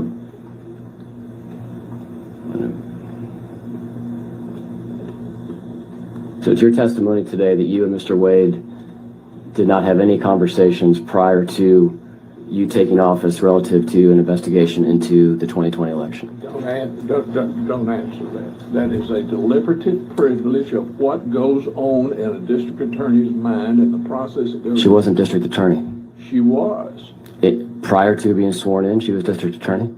No, she was not, but you asked. I'll return to my question. Got him. Prior to you being sworn in as district attorney, is it your testimony today that you did not have any conversation with Mr. Wade about investigating the 2020 election? Answer the question. Answer the question. You want to answer. It's a dumbass question. I know it is. But go She ahead. just used profanity in the courtroom. She has no decorum, no ethics. She is cursing. Because it occurred after she took office, but I didn't know that he was going to commit a crime prior to me taking office. Like, factually, it's impossible. Okay, thank you. That's not, oh my God. Oh my God. You can't make this up, ladies and gentlemen. You cannot make this up. He said, do not answer that question. No way of knowing that these criminals were going to commit a crime. And that did not come to light until January of 2021 when I'm actually the DA. So it is a factual impossibility, like I already told you. I think that is misinterpreted. He's absolutely correct. We looked for talent for the district. So the line of questioning is, she said nothing happened before 2021 when she became DA. But the question then changed. Okay, I have testimony from Nathan Wade. Did you guys catch that? The line of questioning shifted. I have testimony from Nathan Wade that you interviewed him before becoming DA. So I'm laying a foundation for my next question. I'm not just pulling the question out of the air. I'm going to bring up, he said, I didn't know I would have to do this, but I'm going to bring up testimony from Nathan Wade. Nathan Wade on line 13 says he interviewed with you before you became district attorney. Can you answer to us? What did you speak with Nathan Wade about? Did you speak with him about this case before you became district attorney? Because that would imply that you have foreknowledge that you were going to prosecute Trump, which is illegal. Answer the question. Answer the damn question. Attorney's office before I became the DA. I didn't wait till the day I took office to look for talent that would represent my office. But I was unable to look for talent for a case that didn't exist before I took office. It's factually impossible. It's common sense. You don't need to be a lawyer. So she said no, but now he's going to bring up proof that she interviewed Nathan Wade per Nathan Wade's testimony before the case.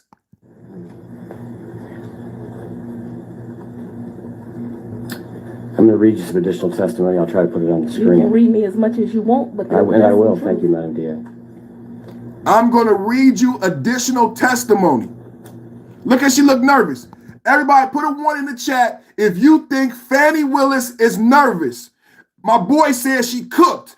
I believe she knows she's cooked. Put a 1 in the chat if you think she's nervous and she knows she is cooked. Put a 1 in the chat if you think, look at that face. She nervous and she knows she cooked. She know what he about to pull up. I apologize. I did not intend to have to get into this here.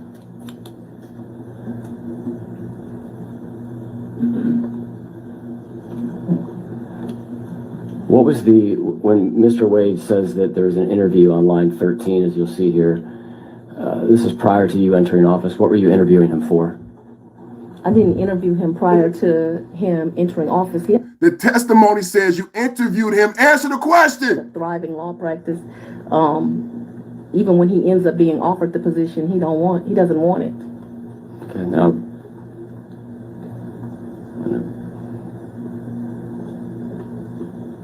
So it's your testimony today that you and Mr. Wade did not have any conversations prior to you taking office relative to an investigation into the 2020 election. Don't answer that. That is a deliberative privilege of what goes on in a district attorney's mind in the process of their... She wasn't district attorney. She wasn't. Prior to being sworn in, she was district attorney? No, she was not, but you asked... I'll return to my question. Prior to you being sworn in as district attorney, is it your testimony today that you did not have any conversation with Mr. Wade about investigating the 2020 election? Yes or no? Yes or no? Yes or no? Yes or no? It's a dumbass question. I know it is, but go ahead and tell him because it occurred after she took office, but go I didn't know that he was going to commit a crime prior to me taking office. Like, factually, it's impossible. It's a yes or no question. She didn't never, yes or no? Yes or no? Yeah, got him. Got him. Fani Willis embarrassing the Democrats once again. So let's just add it up this morning. MTG, Fani Willis, AOC, it's so bad. It's so sad. It's so ridiculous. It just, this morning is a hell of a morning. After over a year of delays and legal battles, Fulton County DA Fani Willis is finally set to testify tomorrow. We doing a great job. She even doubles down and saying it couldn't be enough. Wait a minute. I don't recall, but if we... She don't recall. She don't recall. She don't recall. She don't recall. District Attorney's office before I became the DA. I didn't wait till the day I took office to look for talent that would represent. Oh, that's the one we just did. This is another one where he got the line item. Hold on. This video right here shows line item 13. This video right here shows line item 13 as he's questioning. Remember when she looked nervous? This is what she was looking at. She was nervous as hell. She was in my office, but I was unable to look for talent for a case that didn't exist before I took office. It's factually impossible. It's common sense. You don't need to be a lawyer.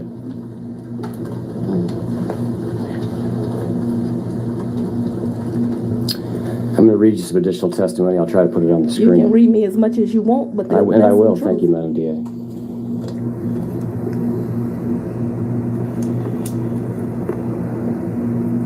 And I apologize. I did not intend to have to get into this here.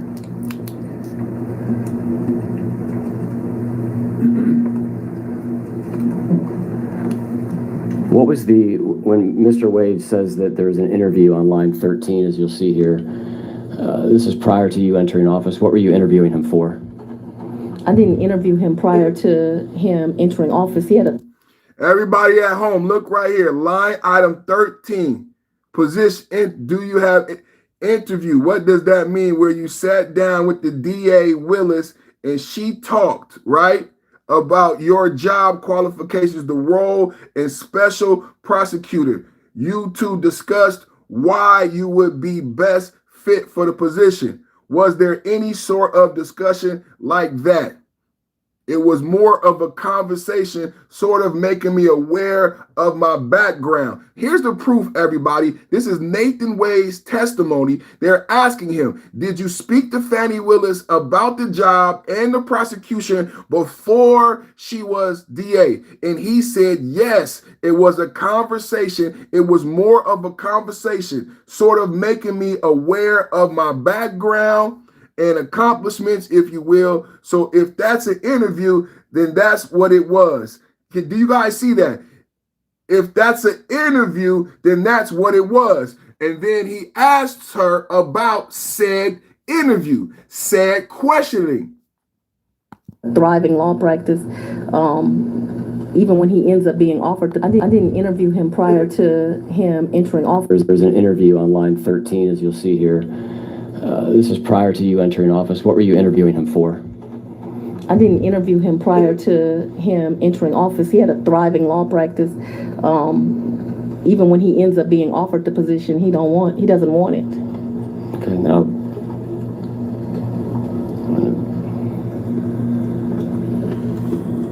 So it's your testimony today that you and Mr. Wade did not have any conversations prior to you taking office relative to an investigation into the 2020 election? Don't answer that. That is a deliberative privilege of what goes on in a district attorney's mind and the process that goes. She wasn't district attorney.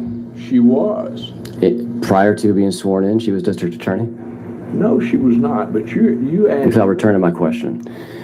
Prior to you being sworn in as district attorney, is it your testimony today that you did not have any conversation with Mr. Wade about investigating the 2020 election?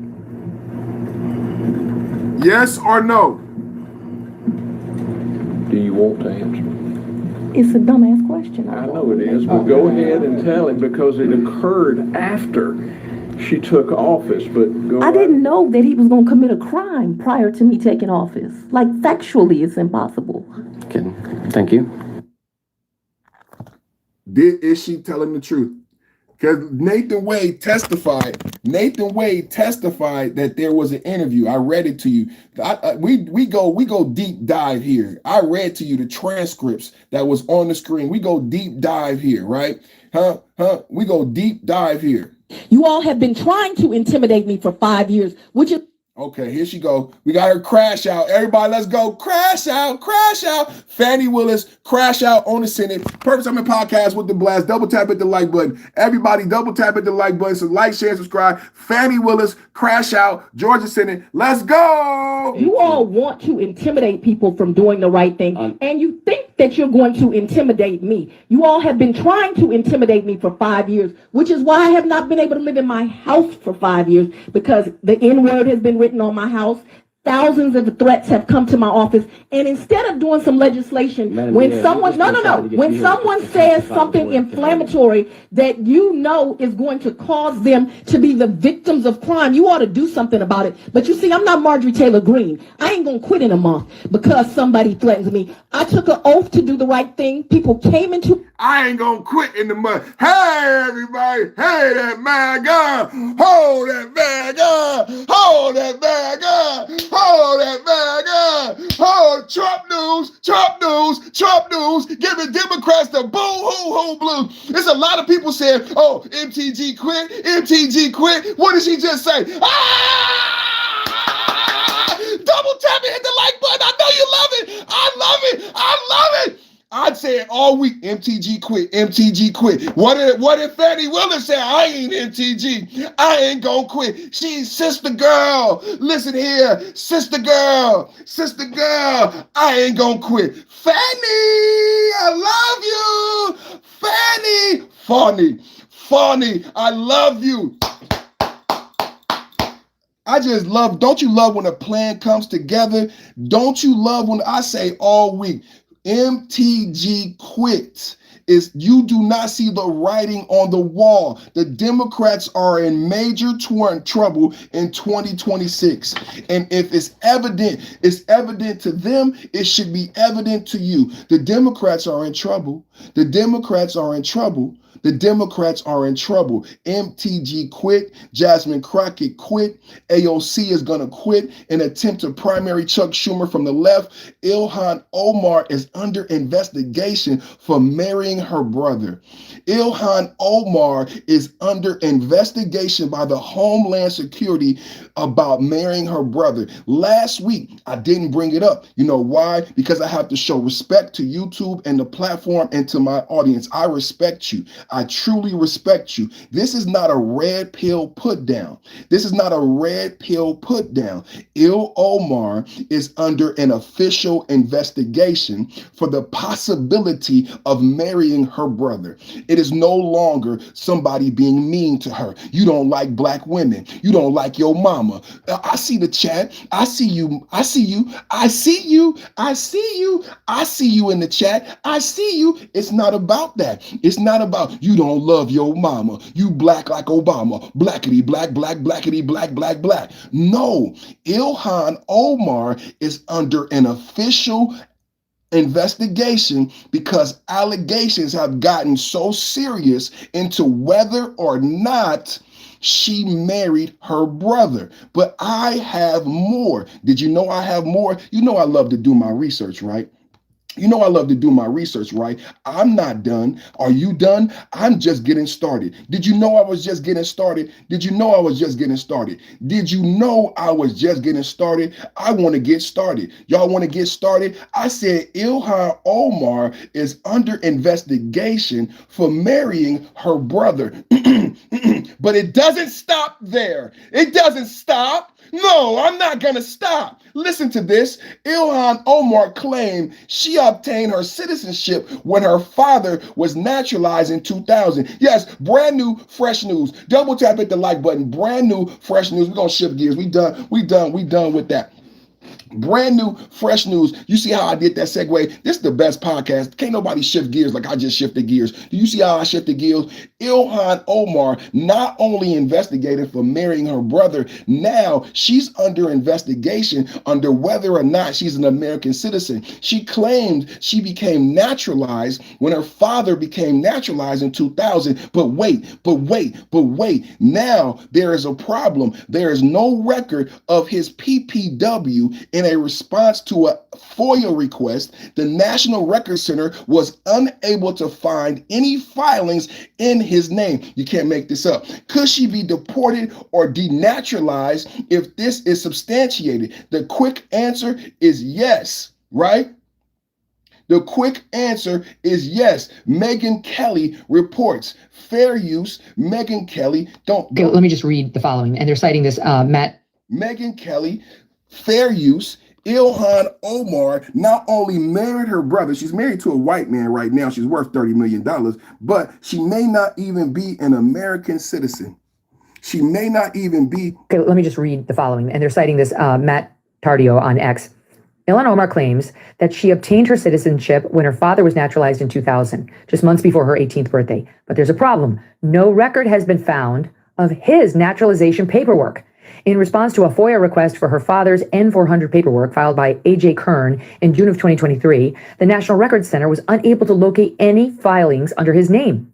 Question, can she be denaturalized and deported if this is substantiated? Answer, yes. If fraud was involved in her father's alleged naturalization, then her citizenship could be on the chopping block because that would be immigration fraud by the dad that would affect her. And that would be a political earthquake, Dave Smith, that if she's not a U.S. citizen, she can't be a U.S. House member, and she could be deported. I mean, like, I just want to give you that little nugget going off into the weekend. It might. Got it. So I just wanted to give you that little nugget. Okay, let me just read the following. And they're let's do it again. Megyn Kelly, fair use. Citing this, Matt Tardio on X. Ilhan Omar claims that she obtained her citizenship when her father was naturalized in 2000, just months before her 18th birthday. But there's a problem. No record has been found of his naturalization paperwork. In response to a FOIA request for her father's N-400 paperwork filed by A.J. Kern in June of 2023, the National Records Center was unable to locate any filings under his name. Question, can she be denaturalized and deported if this is substantiated? Answer, yes. If fraud was involved in her father's alleged naturalization, then her citizenship could be on the chopping block because that would be immigration fraud by the dad that would affect her. And that would be a political earthquake, Dave Smith, that if she's not a U.S. citizen, she can't be a U.S. House member, and she could be deported. I mean, like, I just want to give you that little nugget going off into the weekend. It might. Oh, man.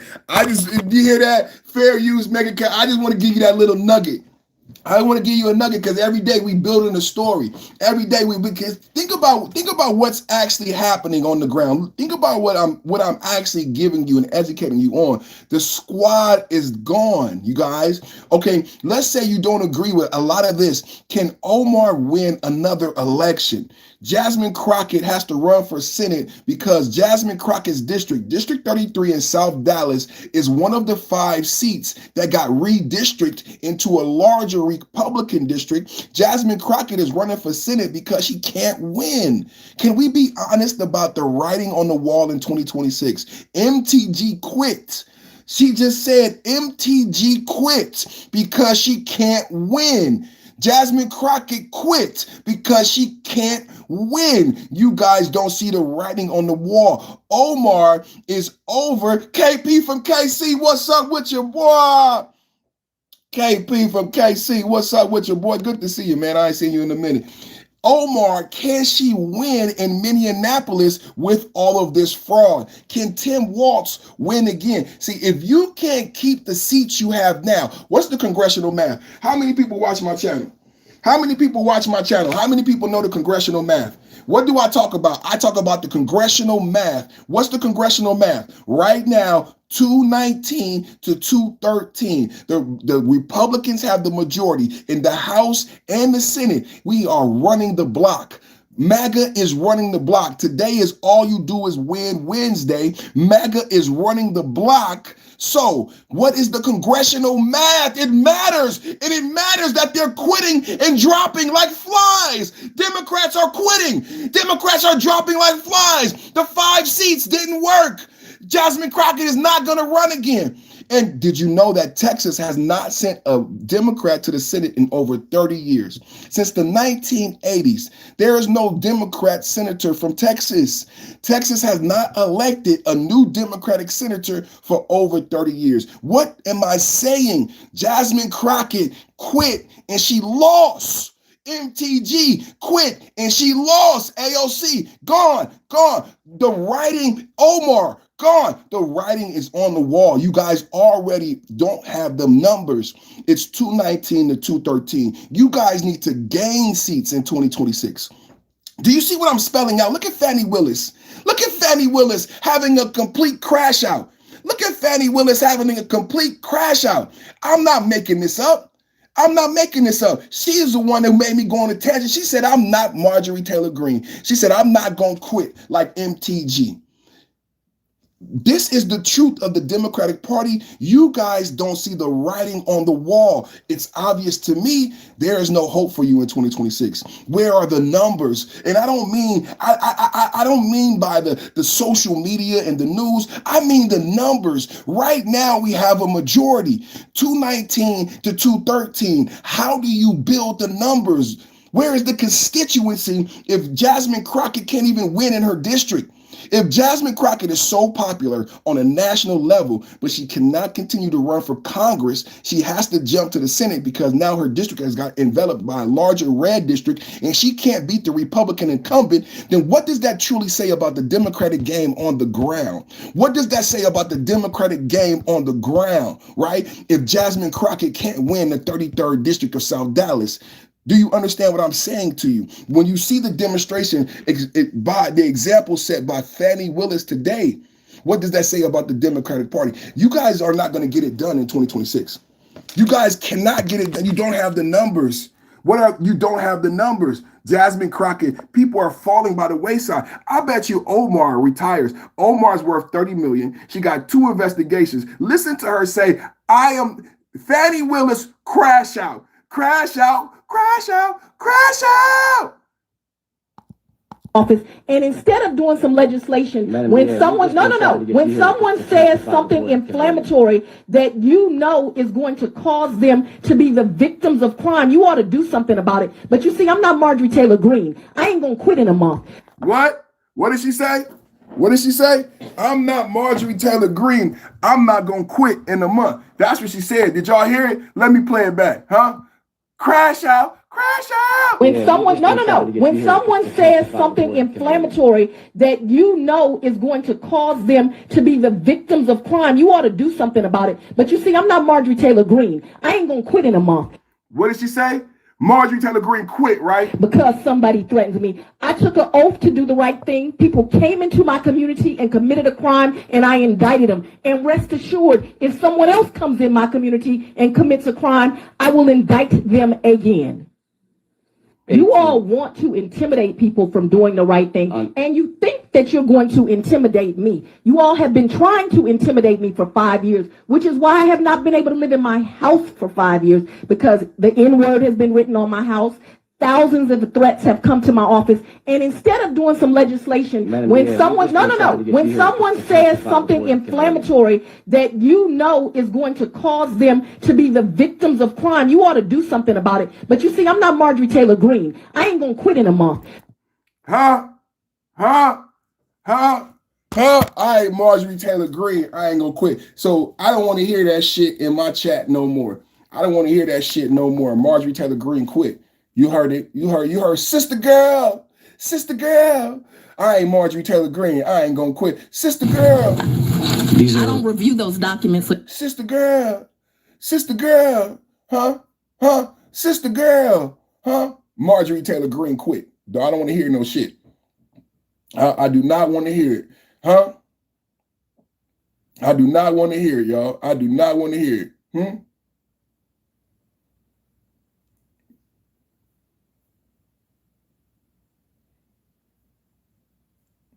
All right, y'all. Let's go to our next. Let's go to our. Where y'all want to go next? Let's go to the next story. What else we got? Minneapolis police chief compares immigrants to Mary and Joseph at community meeting. Did y'all hear this shit? We've been in Minneapolis, man. We just talked about Omar investigation to whether or not she's a citizen. Now let's go to Minneapolis police chief, and the Minneapolis police chief compares immigrants to Mary and Joseph at a community meeting. The same immigrants that stole $1 billion. Now, if y'all wasn't here yesterday, you got to go back to my show yesterday, because yesterday we talked about how the Somalians have done this many times before. How's my sound, man? How's my sound? Is my sound good? Huh? Is my sound good? What's going on? What's going on? Let me clean it up the chat. Good sound, okay. Let me clean up the chat. People was having fun. Let me clean up the chat. Huh? Let me clean up the chat. Let me clean up the chat.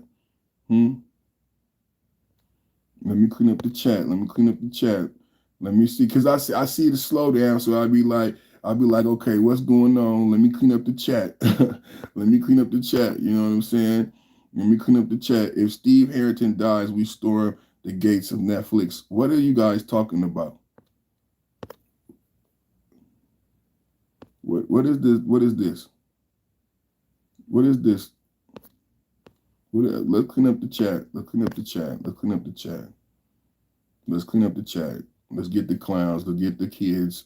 Put the kids to bed. Let's put the kids to bed. Let's put the kids to bed. Let's get back to Minneapolis, everybody. Now we can have a grown-up conversation. I just had to put the kids to bed. Tap in, double tap at the like button, y'all. Shout out to Mike Hurd, FBA 513. Minneapolis police chief compares immigrants to Mary and Joseph at community meeting.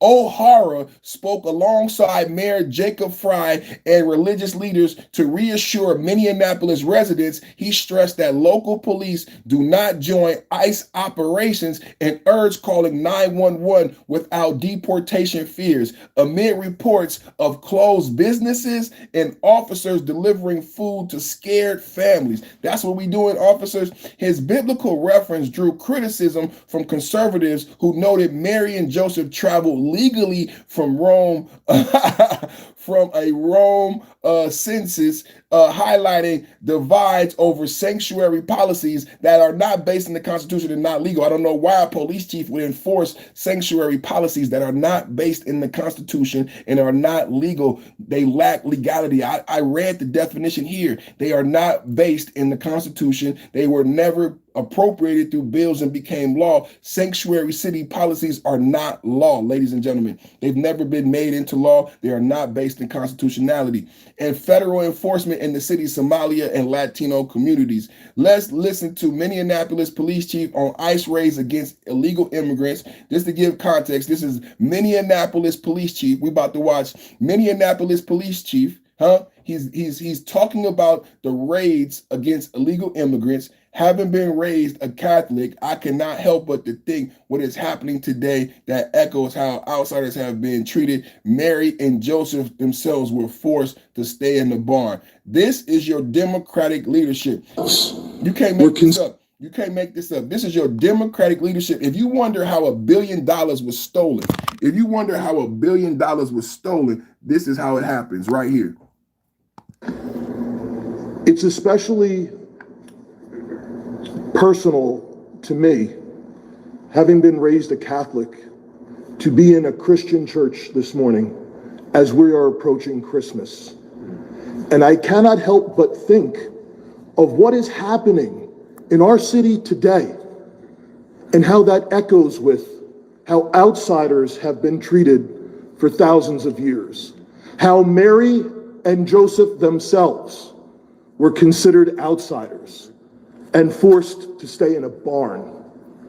That's what we're getting ready to commemorate as Christians around the world, while all of this fear is happening right here in our town. So it's especially personal to me, having been raised a Catholic, to be in a Christian church this morning as we are approaching Christmas.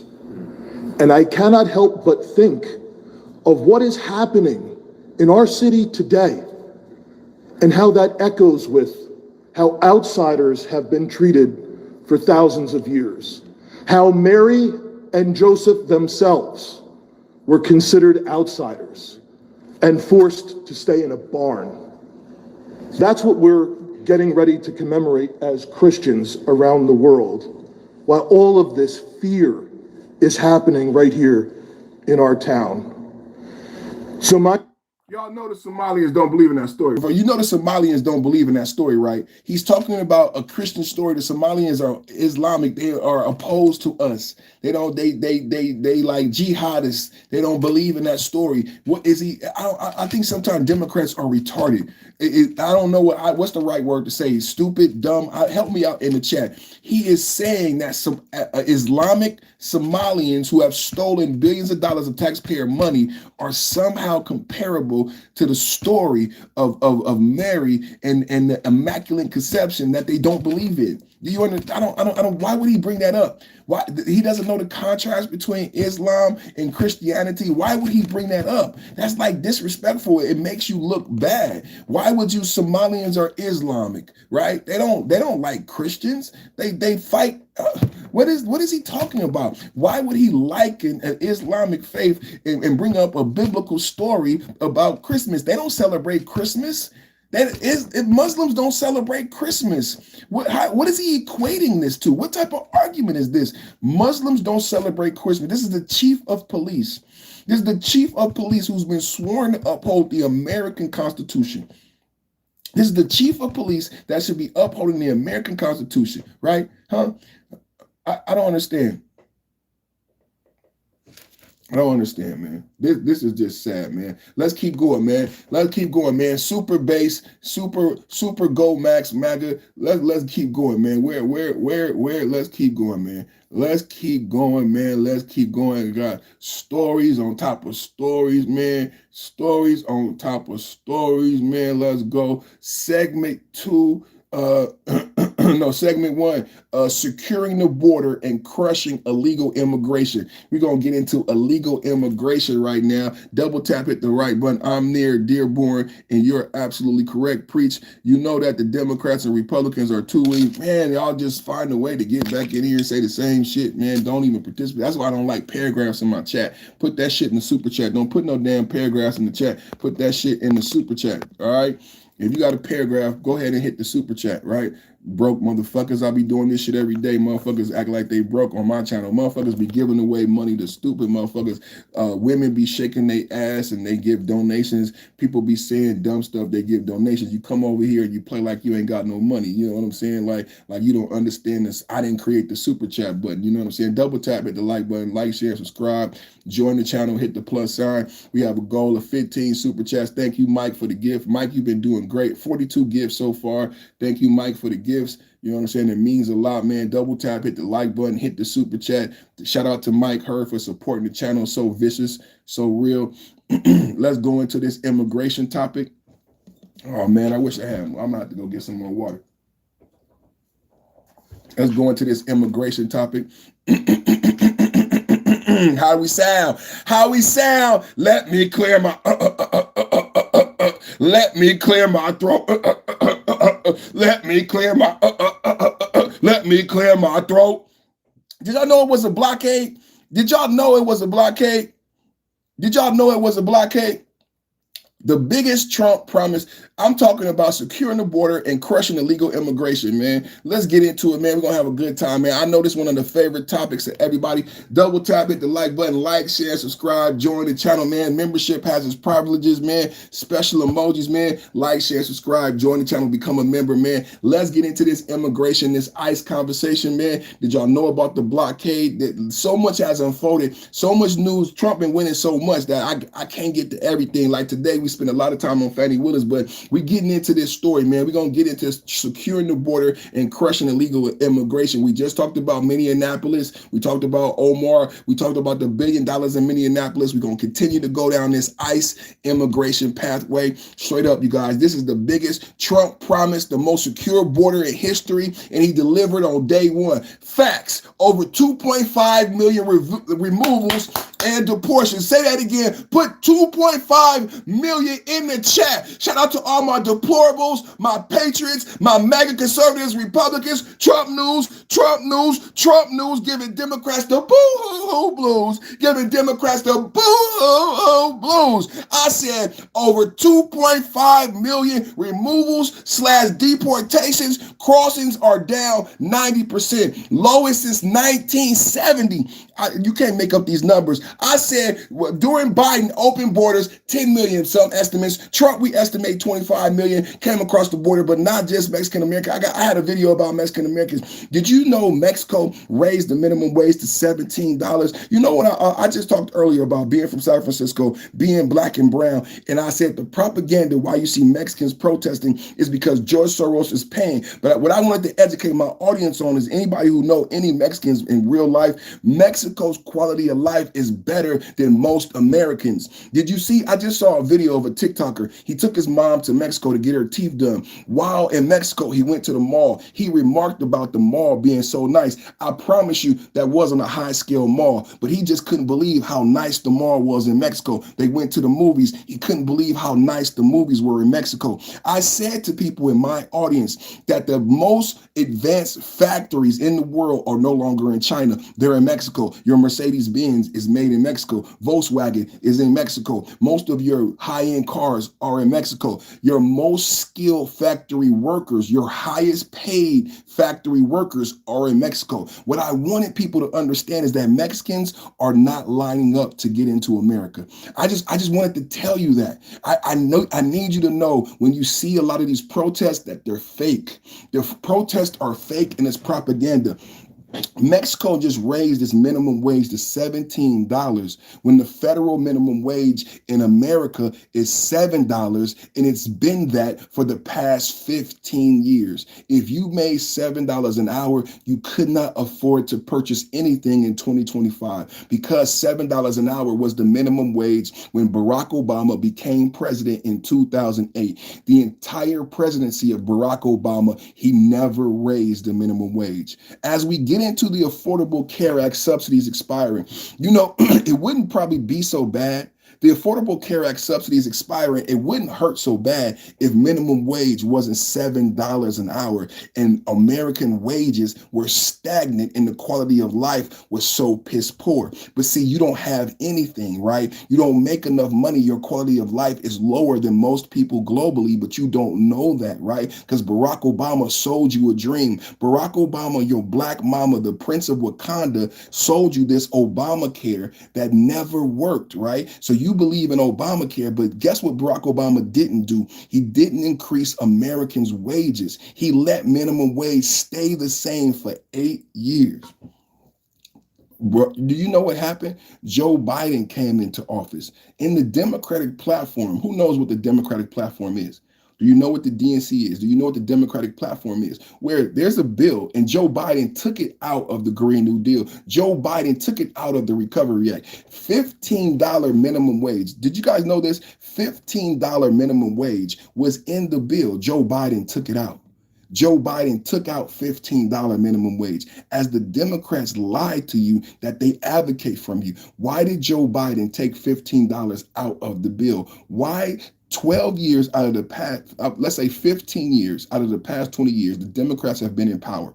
That's why we have fatigue. America has fatigue because the Democrats have been in power for so long and have done so little for the American people. Why are your wages stagnant? Why is your quality of life stagnant? I just wanted to remind you, I don't know if you know, but Mexico just raised its minimum wage, $17, while federal minimum wage is only $7, right? Mexicans are not running to this country, right? Mexicans are not running to this country. I just need you to understand this immigration debate a little bit better. The malls are better in Mexico. Everything is better. The movies, it's cleaner. The infrastructure. I just wanted to tell you, it's one of the fastest growing countries in the globe. People are investing around. Chinese come and invest in Mexico. Y'all don't understand, bro, how this works geopolitically, bro.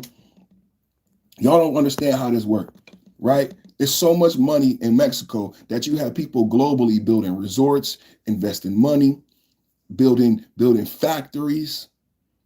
That's not happening in America, not until Trump became president. Let me just keep going into this immigration. I had to give you, Biden gave me clean spoon to smoke crack with. Thank you, Biden. Go to Mexico. Go to Mexico. You believe in that BS from Republican ACA? I could afford it. Is AZ 13 plus? That's the state, you guys. You got to grow up. Why are black people still voting for them? I don't know.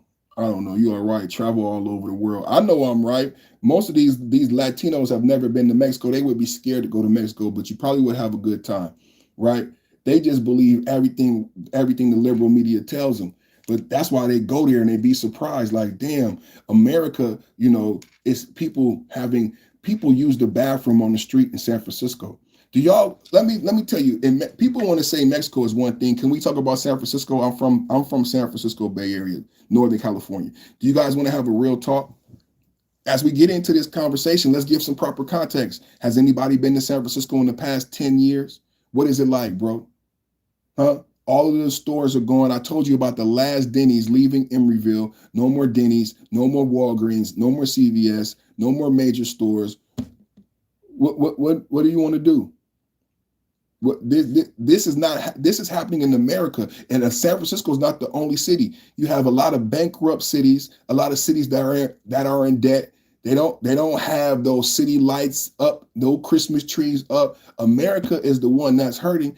But the propaganda is that America is that's why Trump was elected, because it's make America great again, America first, because Democrats have not focused on the Americans and the workers. That's why tariffs and the trade deficit had to be addressed. Do you guys understand what I'm saying? The Democrats have not focused on you, how much you make, how much your rent, how much you pay for your eggs. Eggs was $12 a gallon. That's why Trump ran on Make America Great Again, because the Democrats forgot about you. Put America first again, because the Democrats forgot about you. This is what we're talking about this morning. Right now, let's get into this immigration. Let's get into this immigration. I started off by saying 2.5 million removals and deportations. Put that in the chat right now. I said 2.5 million removals and deportations. Crossings are down 90%, the lowest since 1970. Let's go, MAGA. These are the lowest crossings since 1970, and he did it day one. Remember Kamala Harris, the border czar? Is she black? I don't know if she's black. She could be black if she want to, but was she the border czar? She said she wasn't the border czar. They couldn't stop the bleeding, right? They couldn't stop people from coming across the border, right? They didn't know how to fix it. Trump fixed it day one, and it's down 90%. It's the lowest it's been since 1970. Can we get some credit? Can we get some props in the chat? Give Trump some props in the chat, because these numbers cannot lie, and all of us can agree that the immigration got out of hand. Even Kamala and Biden had to concede that the border was out of control and they needed help. That's why Trump won the Latino vote, because everybody agreed what was going on was a little bit too far, you guys. All that money in food stamps, all that money in hotels.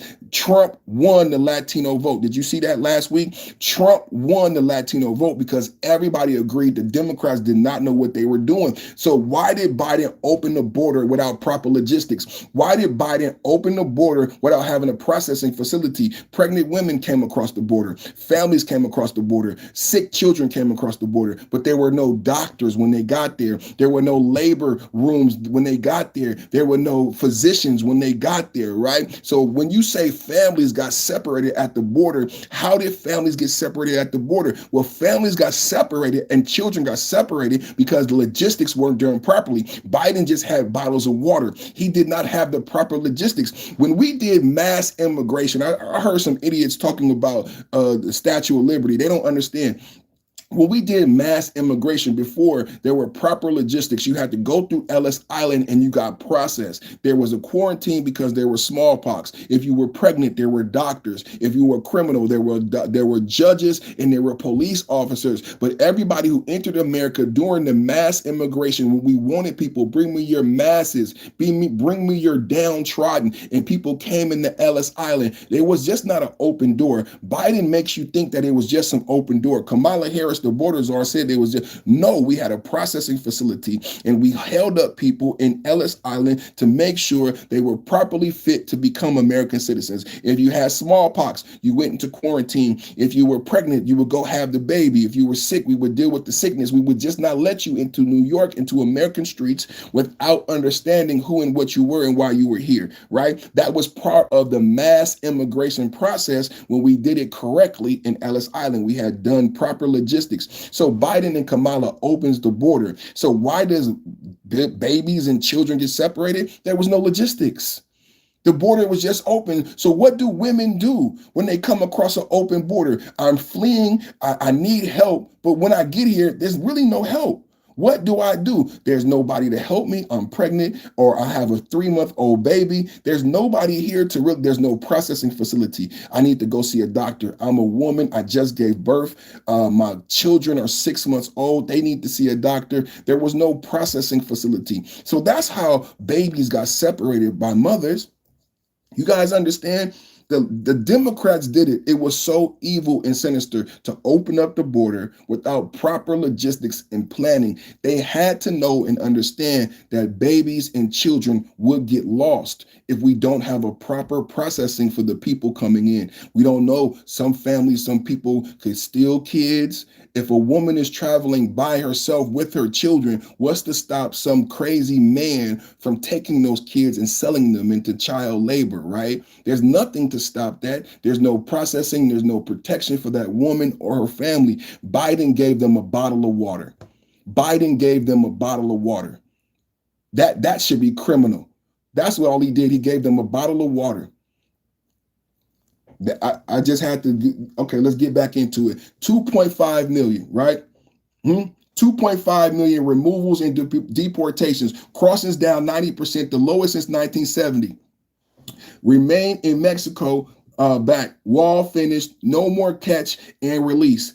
Rant on cartels and gangs. MS-13, Trinidad Agua from Venezuela, designated terrorists. Getting crushed, criminals out, America safe. Biden let millions invade. Biden let, in the Kamala Harris border czar debacle, Biden let millions invade. Trump stopped it cold. Dems boo-hoo-hoo over humanity while fentanyl killed over 100,000 kids. Travel ban expanded. 20 more countries, no more risk. This is the first president that said, since a lot of people, the Democrats will say tough on crime, right? Biden and Clinton said tough on crime. How does it translate when the Democrats say tough on crime? Well, the manifestation of a Democrat saying tough on crime is the Americans get arrested, right? When they said super predators, when they said crime bill, when they said 3 strikes you're out, when they recognized that we have a drug problem in America, and the Democrats said we're going to get tough on crime, what is the manifestation of the Democrats saying we're going to get tough on crime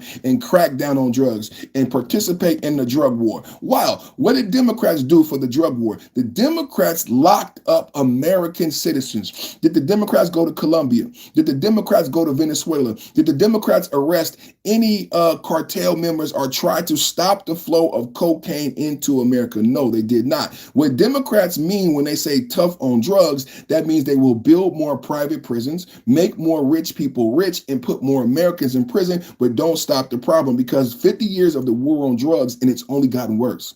50 years of this tactic of arresting Americans, building private prisons, but never dealing with the cocaine in the countries who create the cocaine has not worked. That has been the policy for 50 years. Donald Trump is the first president that said, hey, I'm going to be tough on crime.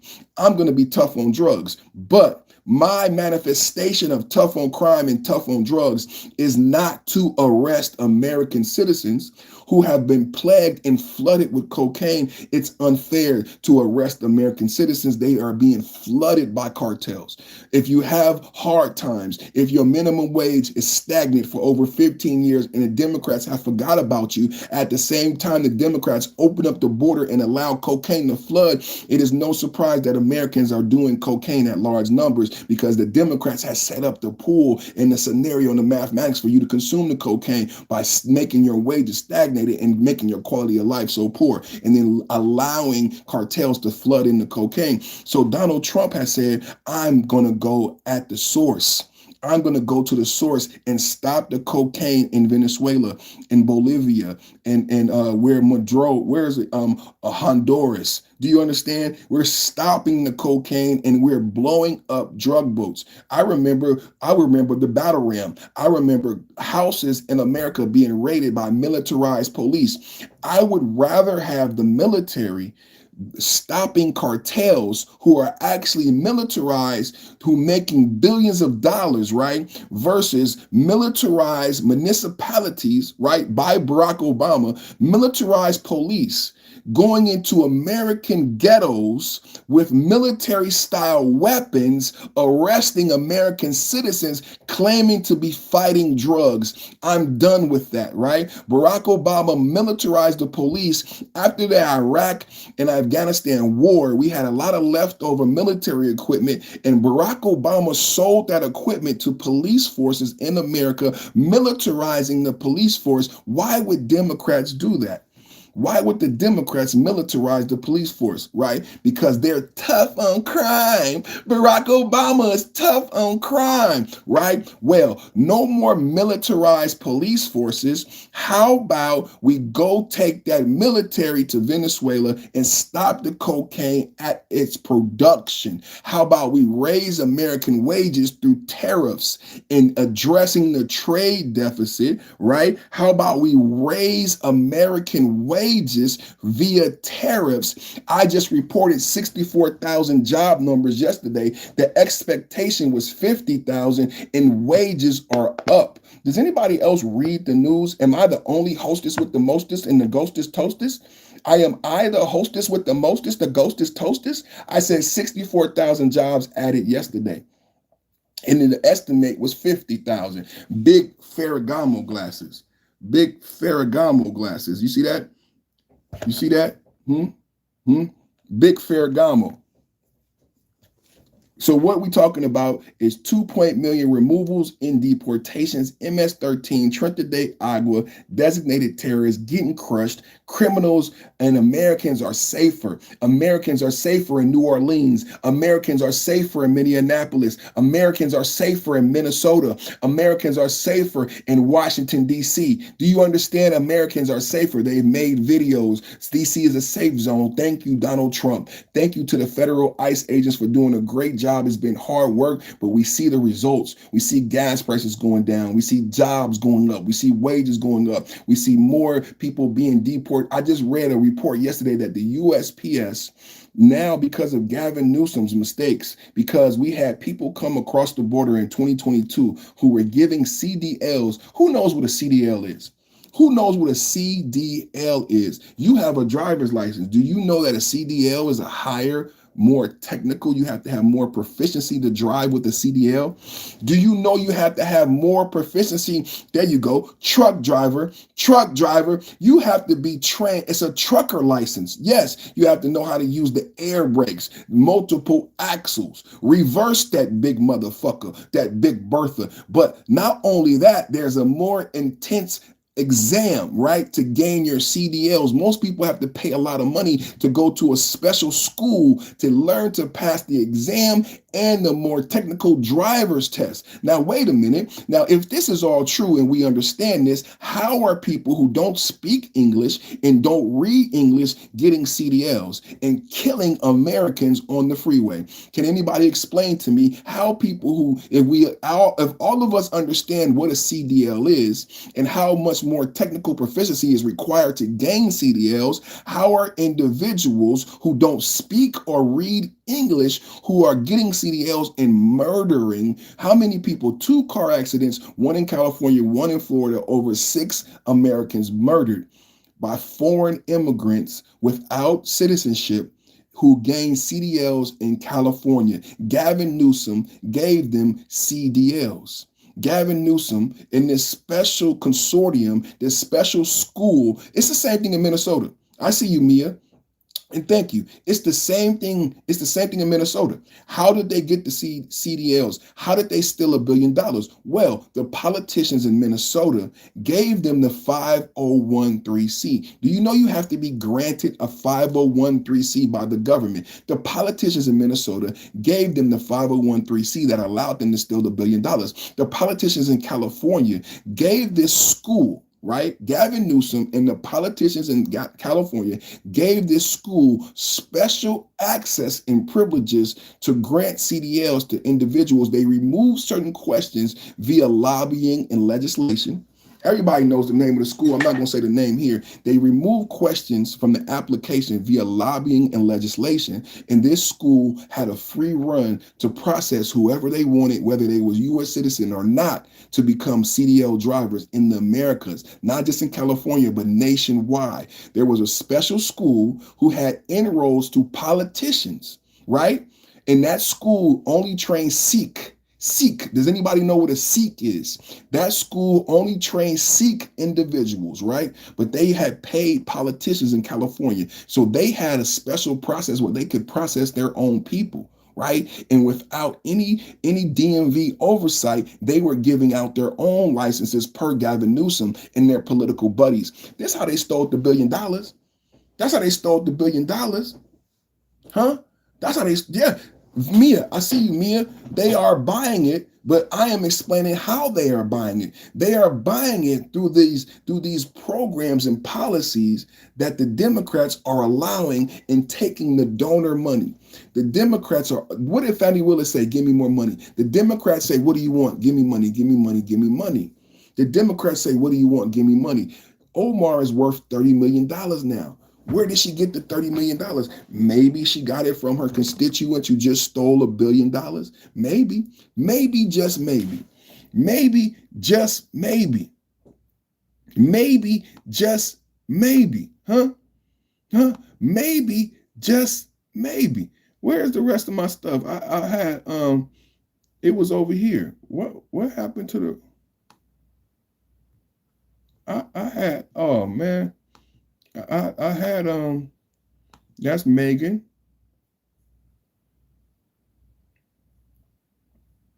That's Megan. That's Omar. I had that. House advances GOP bill. Democrats. I had that. Where's my stuff? Man, everybody, how y'all doing, man? The blockade. Here we go. Here we go to blockade. Trump announces total blockade on Venezuela sanctioned oil tankers. The announcement escalates U.S. sanctions enforcement with about 11 Navy ships, including an aircraft carrier strike group positioned 280 miles off Venezuela's coast as part of anti-drug operations started in August. How many boats have been blown up? Anybody know how many boats have been blown up? How many boats? You heard about one boat and the double tap. I just read to you, this operation has been going on since August. So how many drug boats, how many individuals have been taken out by the SEAL Team 6 in this operation against the drug boats in Venezuela? Anybody know? 23 boats have been taken out. 90 drug dealers have been taken out so far since August. They pay people to take the exam for them. Yeah, we know. I agree with you. I'm with you, Mia. We talking about the oil tankers. We still on immigration, though. But I want to get into this Trump blockade because I don't know how many people know about this blockade, right? Trump is doing big things. Trump announces total blockade on Venezuela's sanctioned oil tankers, right? 23 boats have been taken out. 90 individuals have been taken out by the Navy SEALs. You heard about one boat. Actually, 23 drug boats and 25 oil tankers have been seized. Now, remember, the oil tanker that we seized, Joe Biden flagged that oil tanker as as needing to be arrested because they were selling oil to Iran and Hezbollah, but Joe Biden never arrested them, right? Joe Biden never arrested them, but Joe Biden is the one who actually flagged that tanker. So when the Navy SEALs in the Navy, people think that Pete Hegseth and Trump is on the boat. Pete Hegseth and Trump is on the boat in Venezuela. No, we have the most trained #1 armed services in the world. So the Navy is the one who identified the boat had a false flag. It had a, what was it, you guys? It was a false flag from Africa. It had high-level GPS. It had a high-level GPS clone that could fake out planes and boats. Did you guys notice? The oil tanker that we seized, write this down, the oil tanker that we seized, #1, Biden had flagged it, right? Because it was selling oil to terrorists. Iran and Hezbollah, that's #1. #2, it had a GPS spyware that could mask itself not only to submarines, but to the planes, the F-16s. It had that level of GPS cloning. It also was flying a false flag. It had an African flag, not a Venezuelan flag, right? It was doing everything to get pulled over. That's why we captured that tanker, to stop it from using the illegal GPS, using the illegal flag, and finishing its mission selling oil to terrorists for guns to protect the drug trade, so we get burnt twice. When America takes an oil tanker, we win 2 times. We win because we stop cartels from getting guns from Hezbollah. Cartels use those guns to protect the drug trade. Hezbollah uses the oil to plan terrorist attacks on Americans. So Americans lose twice if that oil tanker makes it and that oil makes it to Iran and Hezbollah. A lot of people don't understand that. I had to give you background. So next time when I say how many oil tankers have been taken, say 25. Next time when I say how many drug boats have been blown up, say 23. The drug boat in question that they were mad at Pete Hegseth was the 21st drug boat. Back in September 2nd, that was the 21st. But say 23 drug boats have been blown out the water. We've collected numerous cocaine and we've killed 90 drug dealers. The drug boat that was blown up out the water, I love Pete Hegseth. On this channel, we call him Pete Heggy Baby. I love Pete Hegseth. The drug boat that was blown out the water by Navy SEAL Team 6, we show video. They were moving in a high-speed boat coming into the South Com region. Now, listen to what I told you about the oil tanker. Illegal GPS, illegal flagging, and illegal branding, right? Now, if you understand, that gives you the cause to pull them over. Now, listen to the drug boat. The drug boat had no flag. The drug boat had no markings. The drug boat was moving at high knocks at 2 o'clock in the morning under the shadow of night, 100 knocks per hour. What is it? Is it not nautical miles? The drug boat, high-speed drug boat, 2 o'clock in the morning, fast speeding drug boat, 100 knots per hour into the South Com region. The Navy SEALs took them out. I've always argued it didn't matter what was on the boat. All that mattered is they didn't have the proper flag, the proper numbers. They did not identify themselves and they were moving too fast under the guise of night toward the border of America. Their job as Navy SEALs is to stop that boat, not play police. The Navy SEALs kill people. I'm sorry, I don't want to hurt nobody's feelings. The Navy SEAls don't ask questions. The Navy SEAls are going to take you out. The Navy SEAls are not supposed to pull over a boat and ask them where you're going. If you're going 100 knots per hour at 2 o'clock in the morning and we identify you with our night vision and you got 13 people on the boat and we see people and we see cocaine, we're taking the boat out.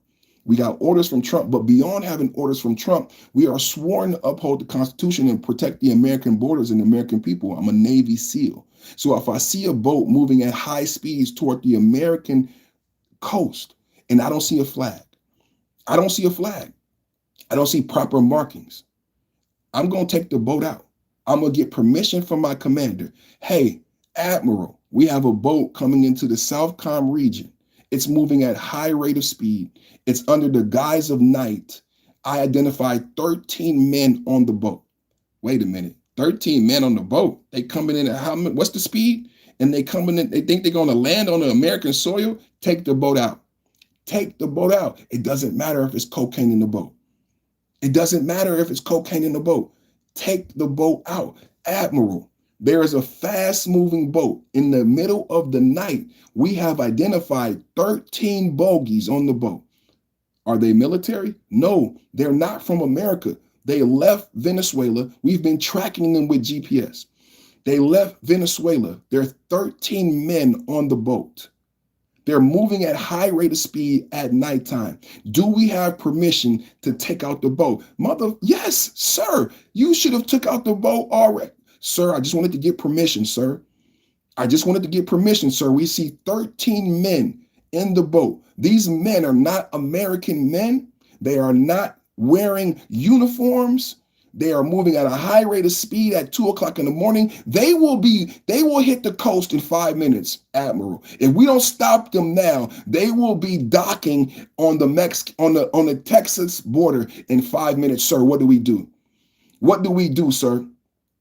What do we do, sir? What do we do? Take out the boat. You're a Navy SEAL. Take out the boat. Take out the boat. Come on now. The announcement escalates U.S. sanctions enforcements with about 11 Navy ships, including an aircraft carrier strike group positioned. Listen. Trump announces total blockade. You ain't heard about a blockade on oil since the 70s. And I think gas prices are going to go down even more. Trump announces a total blockade on Venezuelan sanctioned oil tankers. That means not all oil tankers, but the oil tankers that Joe Biden sanctioned but never brought in for questioning. Donald Trump said there is a blockade on all Venezuelan sanctioned oil tankers. Remember, he's only been president for 10 months. So Donald Trump did not sanction these oil tankers. The Joe Biden administration did, but they just did nothing about it. Donald Trump is the only one protecting the country. America first, make America great again. All we do is win Wednesdays. This announcement escalates U.S. sanctions enforcement with about 11 Navy ships, including an aircraft carrier strike group positioned 280 miles off the coast of Venezuela as part of an anti-drug operation started in August. Trump accused the Maduro regime of funding drug trafficking, human trafficking, murder, kidnapping through oil revenues. And I've explained it here today, linking it to criminals sent to the U.S. and recent terrorist designations for linked groups. Supporters like Senator Mark Rubio and John Fetterman praised the move, while critics called it an illegal act of war. Oil prices rose 1%. Let's get into it. This is who is this? Representative Tom Massey is a. I ain't gonna call him out his name, but you know we don't like Massey. Let's listen to Tom Massey. Previous presidents told us to go to war over WMDs. That did not exist. Now this same playbook, except we're told that drugs are WMDs. They're not. 100,000 people died from fentanyl. So this is a white man. He should care, because the drugs and the pharmaceuticals have ravished the middle America. In the 90s, it took out black Americans. Now it's taking out white Americans. And the Democrats don't care. I said the Democrats don't care about the victims. The Democrats don't care about how many people die from the drugs. They just care about their lie. Let's listen to Tom Massey. Y'all heard what Trump said about Massey, right? Now we're gonna see why Trump says the things he says about Massey. Listen to this clown. Let's listen. The framers understood a simple truth. To the extent that war-making power devolves to one person, liberty dissolves. If the president believes military action against Venezuela is justified and needed, he should make the case, and Congress should vote before American lives and treasure are spent on regime change in South America. Let's be honest about likely outcomes. Do we truly believe that Nicolas Maduro will be replaced by a modern-day George Washington? How did that work out? In Cuba, Libya, Iraq, or Syria, previous presidents told us to go to war over WMDs, weapons of mass destruction, that did not exist. Now it's the same playbook, except we're told that drugs are the WMDs. If it were about drugs, we'd bomb Mexico or China or Colombia, and the president would not have pardoned Juan Orlando Hernandez. This is about oil and regime change. It's not about oil. How many people in the chat know it's not about oil? See, he doesn't watch my channel. Whatever you learn if you watch my channel, like, share, and subscribe. It's not about oil. Why is it not about oil? Because Venezuela, number one, the shale gas deposits. Y'all remember when Trump became president the first time, and you don't hear about it anymore. You don't hear about shale gas. You don't hear about the pipeline. But what you should know is America is solvent when it comes to oil. How many people know this in the chat? Thank you, dirty oil. Beyond Venezuela having dirty oil, let's first talk about how great America is, because America is great. America is solvent. America has 90% of the oil it needs, and America produces umpteen times the oil that Venezuela produces. Why is that important? American oil is clean and refined so good we can sell it and ship it abroad. The Venezuelan oil is cheap, dirty crude, but beyond it being cheap, dirty crude, it is dangerous and expensive to extract. Do you understand what I'm saying? You know how sometimes men die getting oil out the ground, out the water. The Venezuelan crude is dangerous, complex, and expensive to extract. And then once you extract it from the earth, it is dirty crude, and it costs tons of money to refine. Because of those major factors, Venezuela can only produce 1 barrel to every 14 barrels America produces. Last year, America produced 14 million barrels to every 1 million barrels that Venezuela produced. Not only are we solvent in oil, not only do we produce enough oil for all of our needs, we would not ever utilize the Venezuelan crude, not only because it's expensive to extract, because we don't want to expense the death, the human capital it will cost to refine it and extract it is too high for American companies. So they sell the dirty crude to terrorists. They sell the dirty crude to China and terrorists. They don't sell it to America. We don't want, need, or even have a purpose for Venezuelan crude. Don't even call it oil. In the chat right now, don't call it oil. They don't have oil. They honestly, if you understand the terminology, you watch Landman. Right now, my wife, it's her favorite show. I told my wife, Billy Bob Thornton, I love Billy Bob Thornton. He's a hella good actor. Who's seen Monsters Ball? Can you make me feel good? Can you make me feel good? Can you make me feel?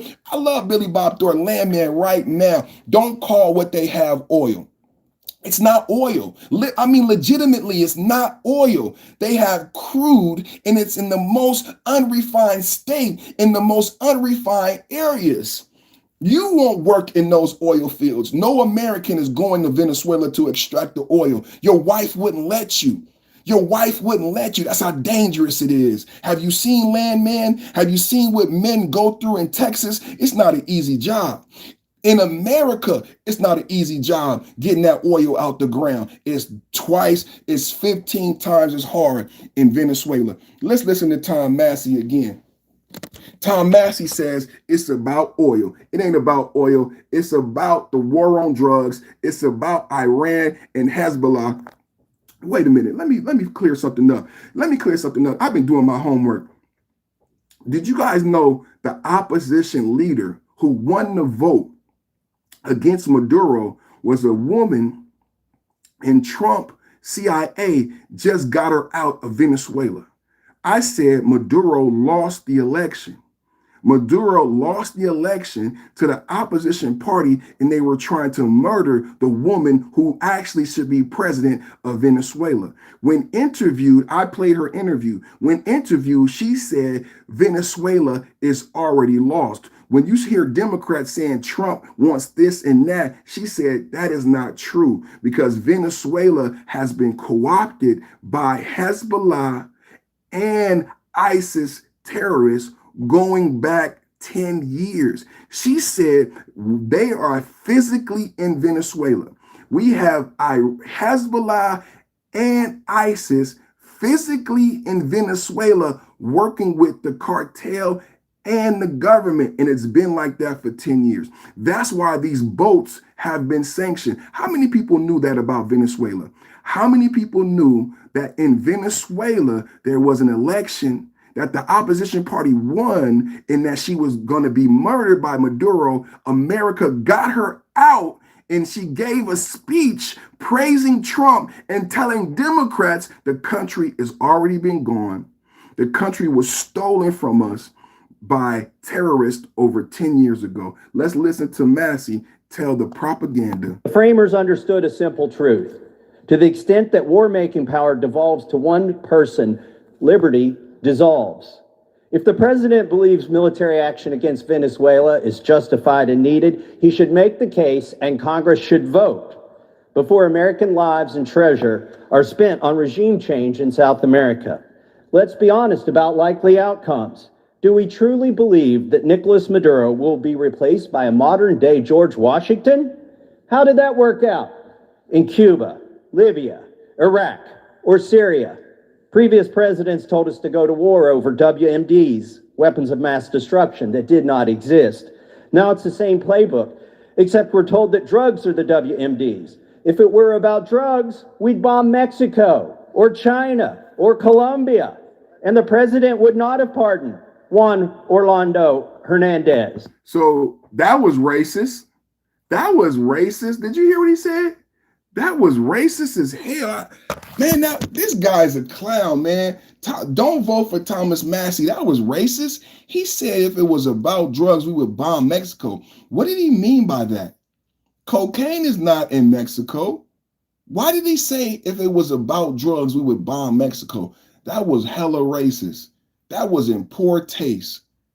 Everybody knows the cocaine is coming from Venezuela, Bolivia, Colombia. Mexicans are not growing, producing, and shipping cocaine to America. Why would he say that racist remark? He thought that was funny? He thought that was funny? Why did he say if it was about drugs, we would bomb Mexico? He knows about Trinidad de Agua, right? Taking over apartments in Colorado, taking over apartments in Chicago. He knows about the open border policy of Joe Biden and Kamala Harris, right? Where millions of immigrants came here, where Trump told us 2 years ago. Trump told us 2 years ago that the Venezuelan president has opened up his jails and sent criminal cartels to America. Does anybody remember when they said Trump is racist? They said Trump is racist. Turns out that Trump was not racist, and Trump was telling us the truth. He wasn't being racist. He was warning us. He was not lying. They opened up Venezuelan jails and sent Trinidad de Agua during the Biden administration to America, and they took over apartments in Colorado. 40,000 Trinidad de Agua came to Aurora, Colorado, took over cartel style. Trinidad de Agua came to Chicago. We saw the videos. I don't have to make it up because all of us have TikTok. All of us have the stupid idiot box, and we saw the videos on TikTok. We saw the Venezuelan cartel gang members take over apartments in Aurora, Colorado. We saw the Venezuelan cartel gang members take over apartments in Chicago. We saw it. We saw it. So we don't have to lie. Why would we bomb Mexico, you racist fuck? Why would we bomb Mexico? You racist piece of shit. Why would you even imply bombing Mexico? Didn't I just teach my chat that Mexico just rose its minimum wage to $17 an hour? You racist asshole. Mexico just rose its minimum wage to $17 an hour. Why would he say that? We all know where the cocaine comes from. We've known it for 50 years. Trump is the first president to go after the cocaine where the cocaine is. Who cares in Chicago? Nobody cares what they do to you. I don't know what you're saying. Let's keep going. Venezuela defense minister, the armed forces categorically reject the delusional statements made yesterday by Mr. Trump.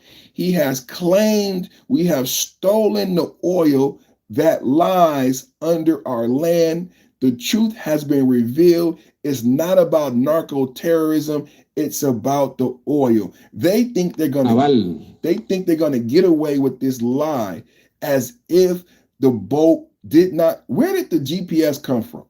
The boat and the oil tanker was not sanctioned by Trump. The oil tanker was sanctioned by Biden. I have a couple questions. Where did they get the African flag? Why did they choose to fly an African flag and not a Venezuelan flag? They could have chose a lot of different flags. They could have chose Argentina. They could have chose a lot of flags. Why were they flying an African flag? Where did they get this high-level GPS that could mask their movements, right? As they say, it's not about this shit, right? Can you please tell me, where did you get the high-level GPS? Why are you lying? Why are you using this high-level, spy-level GPS on an oil tanker? Why are you lying about the proper signage and the flag? Why are you selling your oil illegally to terrorists? Can we just be honest? Why are you selling your oil illegally to terrorists and then using the guns and the money to protect cocaine that you in turn sell illegally to Americans, right? Can we have a real talk this morning? El día de ayer, lamentablemente, escuchamos unas delirantes declaraciones del presidente de los Estados Unidos de Norteamérica. Delirantes. Cuando señaló e indicó que se establecía un supuesto bloqueo naval We was established in the Caribbean waters. En las aguas del Caribe con un With that, as he said, unprecedented deployment despliegue, como él mismo lo ha dicho, sin precedentes of his Navy, of the United States Navy in the Caribbean waters. su armada, de la Armada de los Estados Unidos, en espacios del Caribe. A space that is meant for cooperation, free trade, and free navigation. Espacio que está dado para la cooperación, para el libre comercio, para la libre navegación. It is not a space closed to the interests of the United States. No es un espacio cerrado a los intereses de los Estados Unidos. No lo es. And he has announced something completely incoherent. Y ha anunciado una cosa completamente incoherente. Completamente incoherente. Ha dicho el señor Trump. Trump has said that we are the thieves. Que nosotros somos los ladrones. That we have stolen oil that lies under our land. Nos hemos robado el petróleo que subyace aquí en nuestra tierra, but they claim it belongs to them. Ellos dicen que les pertenece. Eso es una cosa that is something completely inconsistent and completamente incoherent. Inconsistente, incoherente. La verdad ha sido The truth has been revealed. Develada.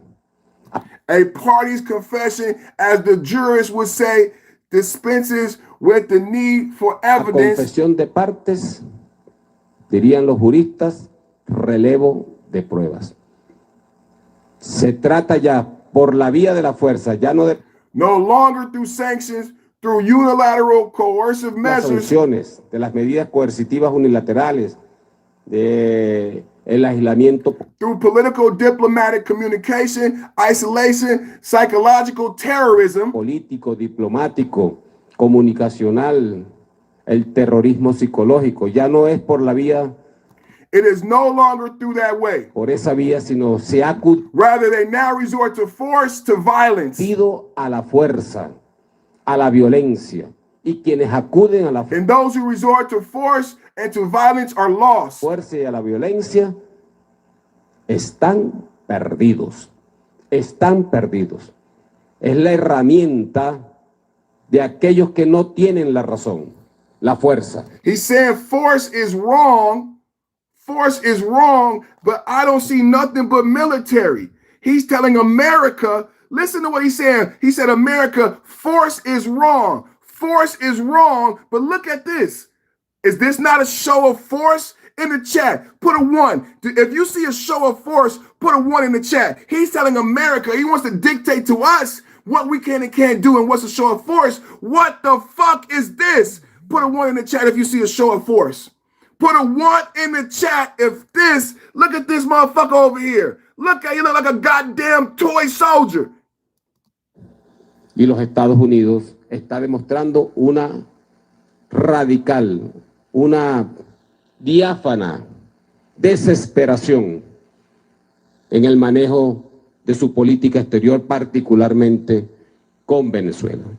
La Fuerza Armada Nacional Bolivariana rechaza rotundamente las delirantes declaraciones emitidas ayer martes 16 de diciembre de los Corrientes, en las cuales de manera insolente amenaza a nuestra nación con acciones armadas y ordena un supuesto bloqueo. A naval blockade. Can I get it in the chat? A naval blockade. That's right, baby. A naval.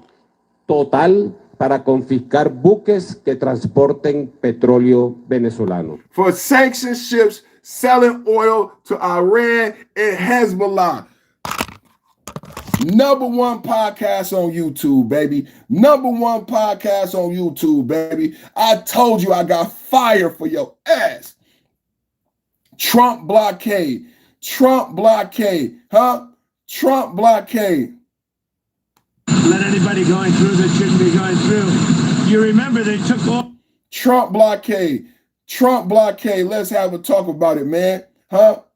Tucker Carlson says member of Congress told him that President Trump will be announcing tonight that a war is coming during his address.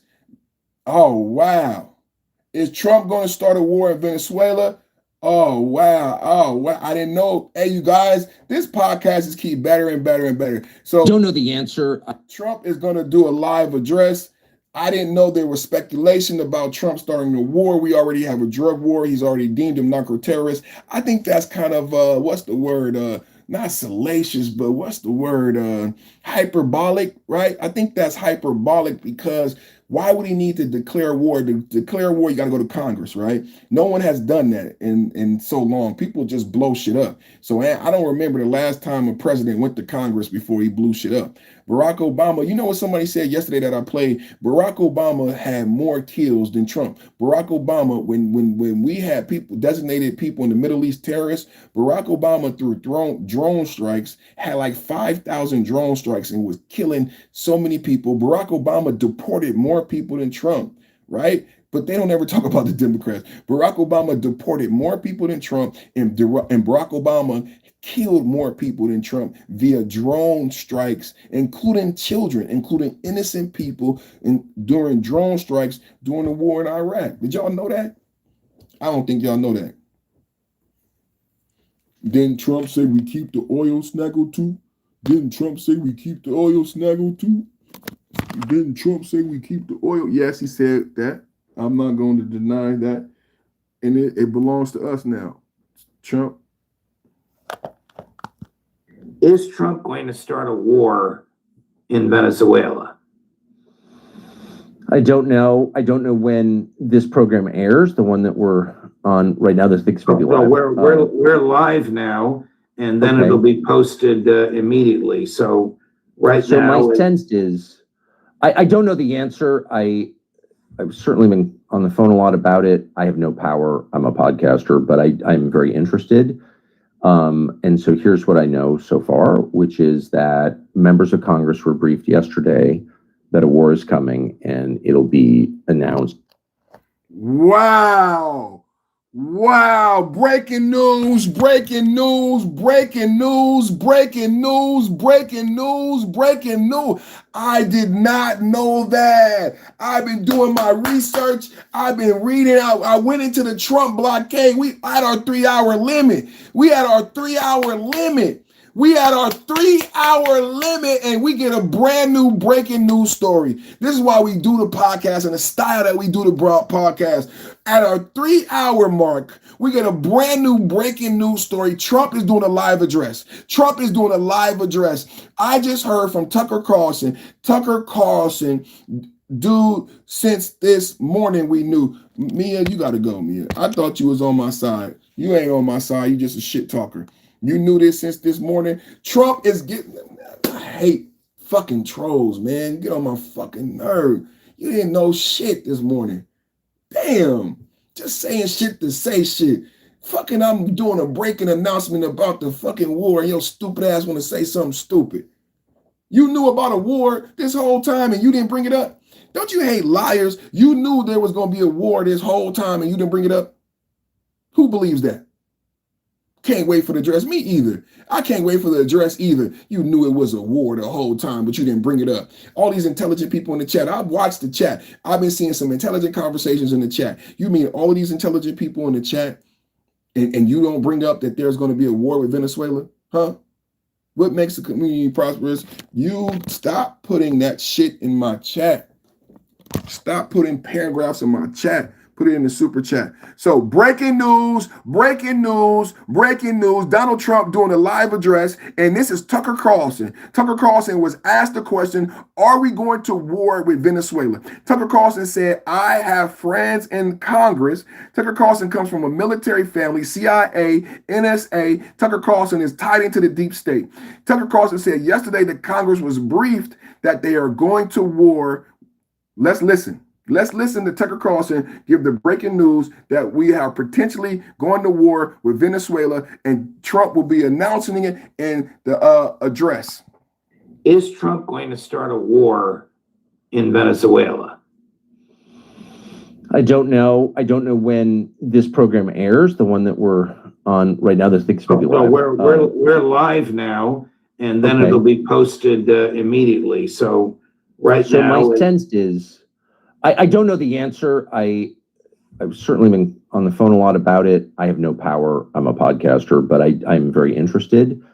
And so here's what I know so far, which is that members of Congress were briefed yesterday that a war is coming, and it'll be announced in the address to the nation tonight at 9:00 by the president.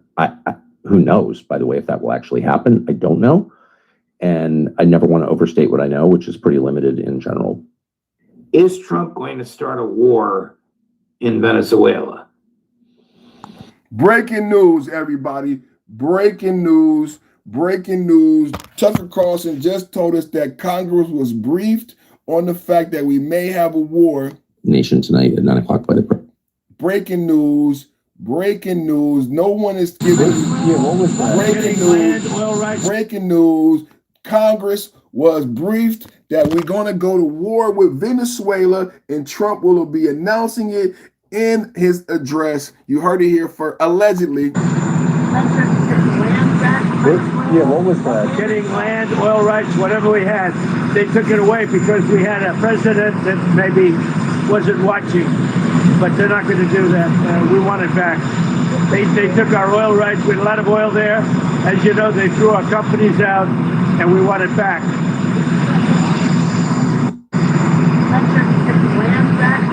What was that? Getting land, oil rights, whatever we had. They took it away because we had a president that maybe wasn't watching, but they're not going to do that. We want it back. They took our oil rights. We had a lot of oil there. As you know, they threw our companies out, and we want it back. So that's Trump saying we want our oil back. They had oil, land rights. So Chevron and a lot of companies used to have oil and land rights in Venezuela. Venezuela kicked them out, and Trump is saying he wanted it back. This is American sweet ingenuity, not our. This is the Trump post-Truth Social. Let's read Trump's Truth Social. I'm going to read it to you. Y'all want to read it with me? Let's read it together. Let's Trump post-Truth Social. Let's read it together.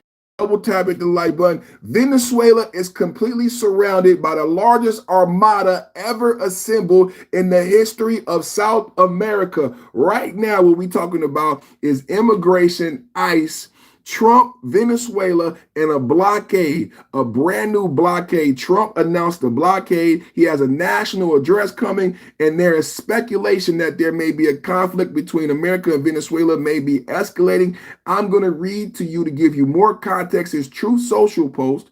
And again, just to remind you, you're watching the Perfect Timing Podcast. We are discussing the Venezuelan oil tanker blockade and possible escalation of tension between America and Venezuela. You're watching the Perfect Podcast. This is the Trump Truth Social post. Venezuela is completely surrounded by the largest armada ever assembled in the history of South America.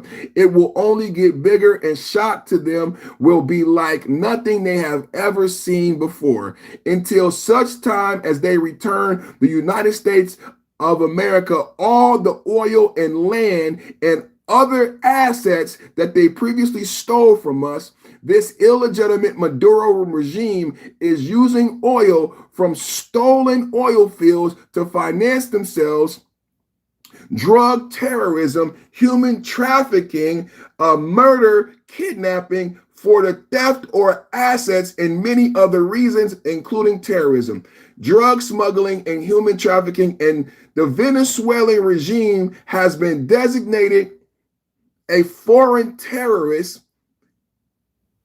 organization. Therefore, today I am ordering a total and complete blockade of all sanctioned oil tankers going into and out of Venezuela. The illegal aliens and criminals that Maduro regime has sent into the United States during the weak and inept Biden administration are being returned to Venezuela at a rapid pace. America will no longer allow criminal terrorists in other countries to rob, threaten, or harm our nation, and likewise will not allow hostile regime to take our oil, land, and any other assets, all of which must be returned to the United States immediately.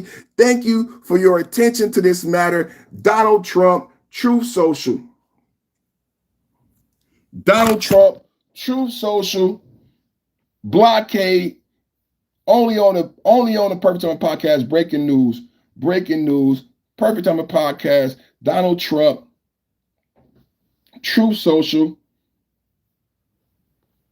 I can't wait. I can't wait for the I can't wait. I can't wait for this investigation. I can't wait for this national address. And I can't wait. I think it's time, man. I can't wait. So today, something big is coming. Something big is coming. Something big is coming. Let's get to our last story, man. And let's get to our last story. Straight fire, all fire, MAGA hit. Double tap, hit the like button. All base content, all fire, MAGA hits, all day, every day. The Wolf of Washington could be in big trouble. Investigators might finally get a peek inside Nancy and Paulie P's earnings sheets. Nancy Pelosi should be investigated because she has the highest return of anybody practically in the history of Wall Street. It happened she knows exactly what's going to happen, what's going to be announced. She buys stock and then the stock goes up after the announcement's made. Nancy heard the news and ran to CNN on a busted hip, but Tapper treated her like Biden on debate night. Nancy Pelosi became rich. Why do you have to read that? We're here to talk about the 60th anniversary of Medicaid. That's what I agreed to come to talk about. But I wanted what that means in the election. I wanted to give you a chance just to respond. He accused you of insider trading. What's your response to that? That's ridiculous. In fact, I very much support the stop the trading of members of Congress. Not that I think anybody's doing anything wrong. If they are prosecuted and they go to jail. But because of the confidence it instills in the American people, don't worry about this. But I have no concern about the obvious investments that had been made over time. I'm not into it. My husband is. I'm not into it. My husband is. So Paulie P's in Napa, a Wall Street whiz kid, and his wife knows nada? If pillows could talk.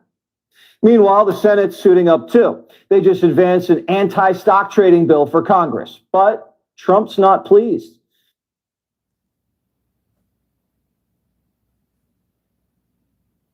Why would one Republican Senator Josh Hawley from great state of Missouri join with the Democrats to block a review?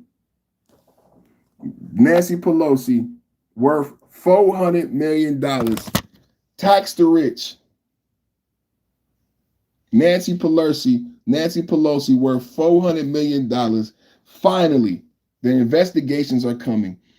Omar being investigated for whether or not her father lied about citizenship. Omar being investigated for whether or not she married her brother. Letitia James investigation, Comey investigation, the Democrat corruption running rampant that made you so fatigued about politics over the past 10 years. You know you want this. You know you need this. You know you need this. You are tired, brothers and sisters. You are tired of Nancy Pelosi, Gavin Newsom saying one thing and doing another. You know, $400 million, man. $400 million.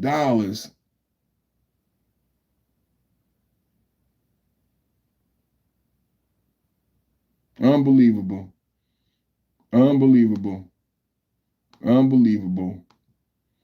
House advances GOP healthcare bill. We're not going to do the GOP healthcare bill today. We're going to shut it down. We had a great show today. We did over 3 hours, bro. I like you, bro. Keep the high spirit. Thank you so much for your support. What about the Trump coin? I got one. You got one? I got one. Double tap at the like button, man. Where my super chat at, man? Come on, man. Somebody hit the super chat before we get out of here, man. AOC 35 million, get her ass. That's what I'm talking about, man. Omar worth 30 million. She been married 4 times. She married her brother. And when we say Omar allegedly married her brother, we're not being mean anymore. There is a real investigation by Trump's DOJ to find out whether or not she married her brother. So we're not being mean. We need to know, did you marry your brother? So he can become a citizen, just like you lied about your dad, just like you lying about the $1 billion and where your $30 million came from. Nancy Pelosi lying about where she got $400 million. Jasmine Crockett lying about being a sister girl when she grew up a millionaire and she's a Rhodes Scholar. Sister girl Jasmine Crockett, you know, I need to protect the black people and the poor people. You a fucking millionaire, Jasmine Crockett. You don't know shit about being poor. Never. Jasmine Crockett, multi-millionaire, everybody's being exposed. Everybody being exposed. Oh, Roger Report, I didn't even see you, man. What's up with you? How you doing? 400 million is a lot of bread. That is a lot of money. I didn't even notice that was you, brother. I noticed now because I see the icon. But you know, man, I'll be getting so many trolls. I'll be getting so many trolls, man. You know. Man, I'll be getting so many trolls. You can't even know. Now I'll be able to see you, man. You're going to stand out to me, man. You're going to stand out to me, man. I didn't even know. When I seen that icon, shout out to you, man. That's my brother, the Roger Report. I just gave you moderator. You could put your link in the chat. My brother does a great panel as a fellow YouTuber, a brother, a friend. If you look for other content, if you like my content, if you enjoy this content, you most definitely will enjoy the Roger Report. You know what I'm saying? So that's my brother right there. Say something in the chat, man, so I can make sure that you got your wrench. Yeah, you got your wrench. You got your wrench. Okay, you got your wrench. All right. Yeah, man. Salute, my brother. You do fire content. Thank you, brother, man. You do fire content. Salute, brother. Salute. Yeah, man. I had to make sure you get wrenched up, man. So now when you in the chat, man, you official, man. I can see your comments, man. The chat be going crazy. And if I didn't slow down to adjust the chat because I'm about to close it out, I probably would have missed you. I'm so glad I didn't block you because I've been blocking people. It'd be a blockathon, man, because the trolls be in here. The political conversation be lighting them up. They be mad, man. You know what? You can join. I got ability for people to join. I've been wanting to share this platform with somebody. Honestly, I'm not that well versed on how all of the, but I see a muffled. Damn, I put my thing. You know the. How is that? Is that better? Muffled audio. How is that? Am I sounding better? All right, we came in, we came out, we good now. Man, it be some people, man, if the audio get bad, they just leave. They just be like, they go, hey, man, I can't hear you. I'm gone, man. I'm going to go watch somebody else. But you know what it be? They do this. They just be, hey, the Roger Report, man. Everybody click on that link, man. You've corrected it. Thank you, brother. Everybody click on that link right there, man.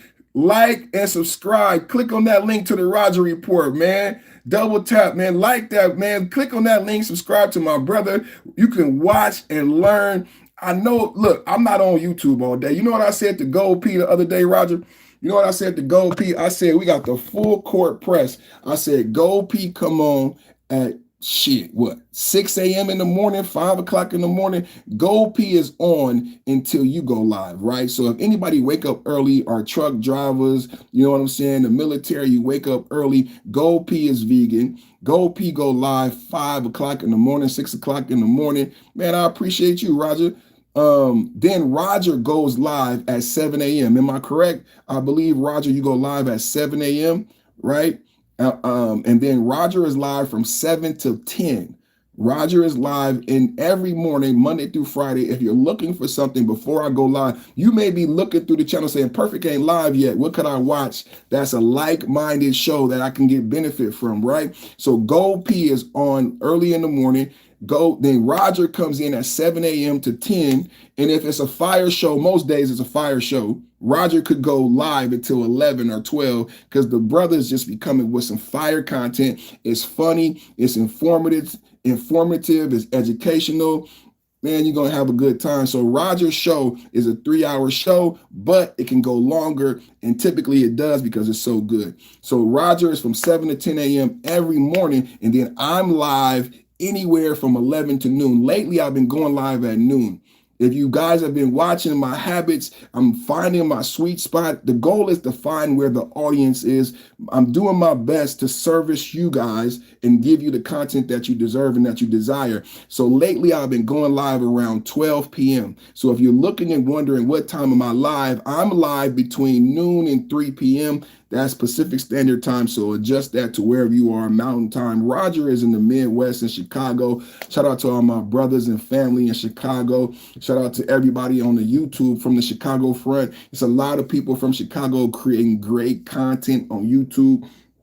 But still 7 to 10 a.m. and then me 12 to 3, and you're going to get fire content. So depending on what you're doing at what time of day, I just gave you a great schedule. I mean, do y'all remember after school? What was that, TGI Friday, when ABC had this schedule? It was, what was it, y'all? It was everywhere you look, there's a fire, wherever gonna find you. Everywhere you look, wherever gonna find you. Remember that? Remember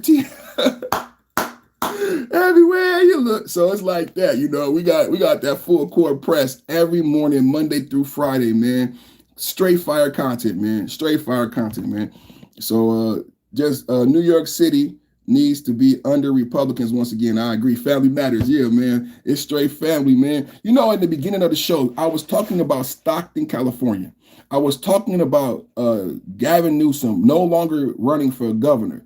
Why is I said Gavin Newsom is running for president for 4 years. It's going to be a 4-year term. Gavin Newsom is going to run for president this entire term of Donald Trump. And because Gavin Newsom can't run for governor again. So when I talked about Stockton, California, and the Democratic governor, the Democratic mayor of Stockton, California, you know, there was a mass shooting in Stockton, California. 14 people shot, 4 kids were murdered. And the mayor of Stockton, a white female liberal, a white female Democratic mayor in Stockton, said, I want help from Trump and the federal government. She didn't ask Gavin Newsom for help. She said, I need help from Trump and the federal government. And I said to people earlier that people have fatigue. They have fatigue with the Democratic politicians. This is a Democratic mayor. She didn't feel confident to go to Gavin Newsom to help her with the gang problem in Stockton, California, where you have gang members going to a child's birthday party and shoot children. In Stockton, California, you have brazen crime so high in violence that gang members went into a children's birthday party. This is not something that happens in America, right? But this is happening in Stockton, California. Now, what is unique about Stockton, California and Fresno, California? Stockton and Fresno are in the Central Valley of California. A lot of people don't know California has the 5th largest economy. Why? Because it's an agricultural state, right? What is the unique cultural aspects of a Fresno and a Stockton being in the rural Central Valley of California? Migrant labor. Can I get migrant labor in the chat? Does anybody know what migrant labor is? If you know about Napa Valley, if you know about Central Valley, if you know about who picks the grapes, who picks the spinach, and I'm talking about grapes for the entire globe. I'm talking about spinach for the entire globe. Then you may, migrant, thank you. Then you may understand the unique idiosyncrasies that she has to deal with as a mayor of a city in the Central Valley. It is extremely unique. It is like nothing else. It is California, right? And migrants are legally brought in to do the labor. I said immigrants migrate into California legally to pick your grapes, to pick your spinach. The agreement is after the season, they go back home. Hello? Is anybody? I said, after they pick our grapes, thank you for picking my grapes, get the fuck out. Thank you for picking my spinach. That is the agreement. How many people would go back home? How many people would go back home? They don't go back home. I live here.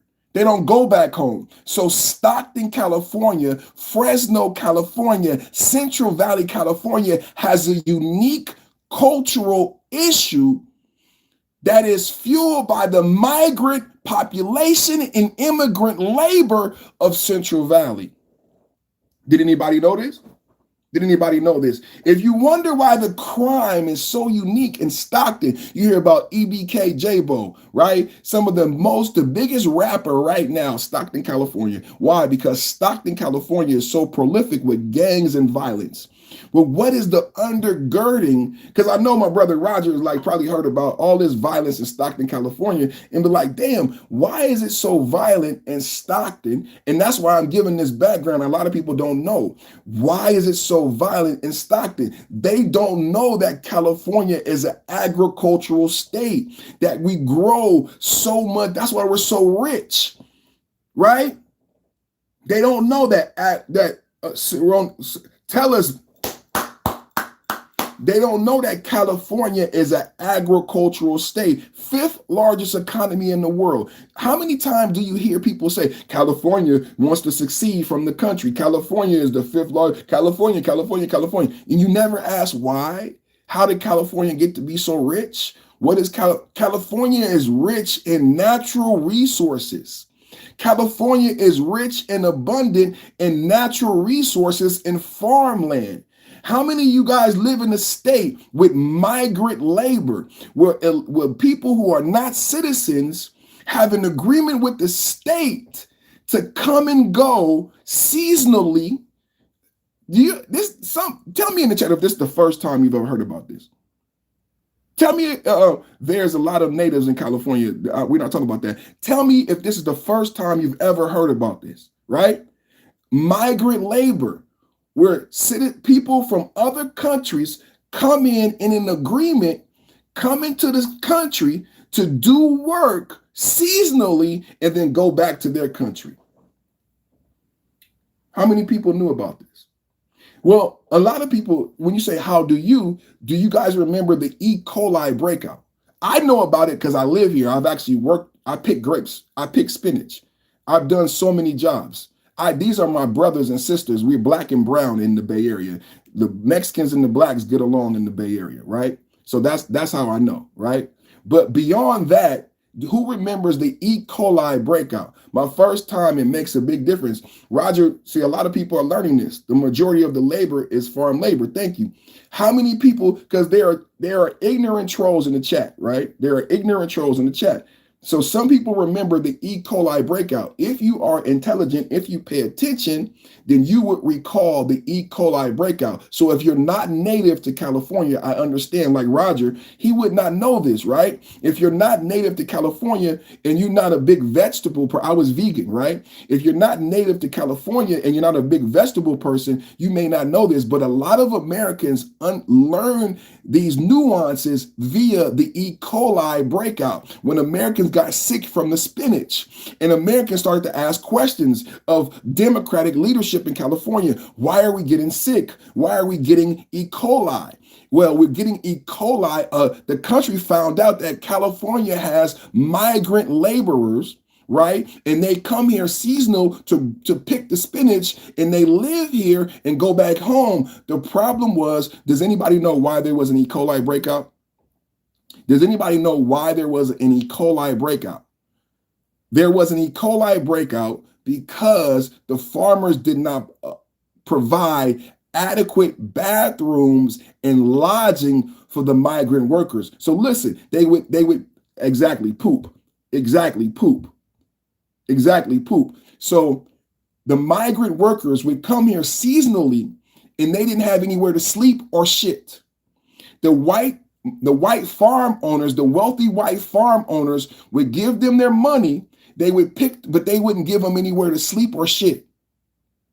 So they had to sleep. They would bring backpacks and sleeping bags, and they would sleep and shit. They pooped in your food.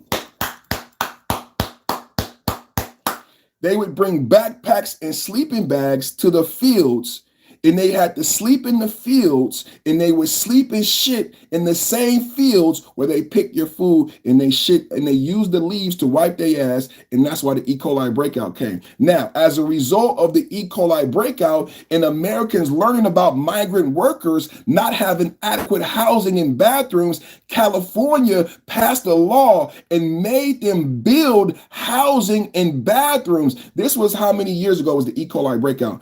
Am I the only one? That's why I'm the host, y'all. In case you guys want to troll, and wonder why I'm the host and why everything is like the way it is, it's because I have this amount of knowledge in my head. This why I'm the host. This why I'm the host. So there was a law passed. Policy change. You know, when people feel pain, policy changes. So after the E. coli breakout, a brand new policy was put in place in California where now migrant workers had to have adequate housing and adequate bathrooms. We haven't had an E. coli breakout since then. But when you're from Cali, you know, right? That's why I'm doing my best to educate people. Don't shit where you sleep either. LOL. So I just want to educate people on why we have this unique issue in Stockton, California. Why do we have this unique crime culture in Stockton, Fresno, Central Valley? It's unique. It's unique. The kids, the migrants mix.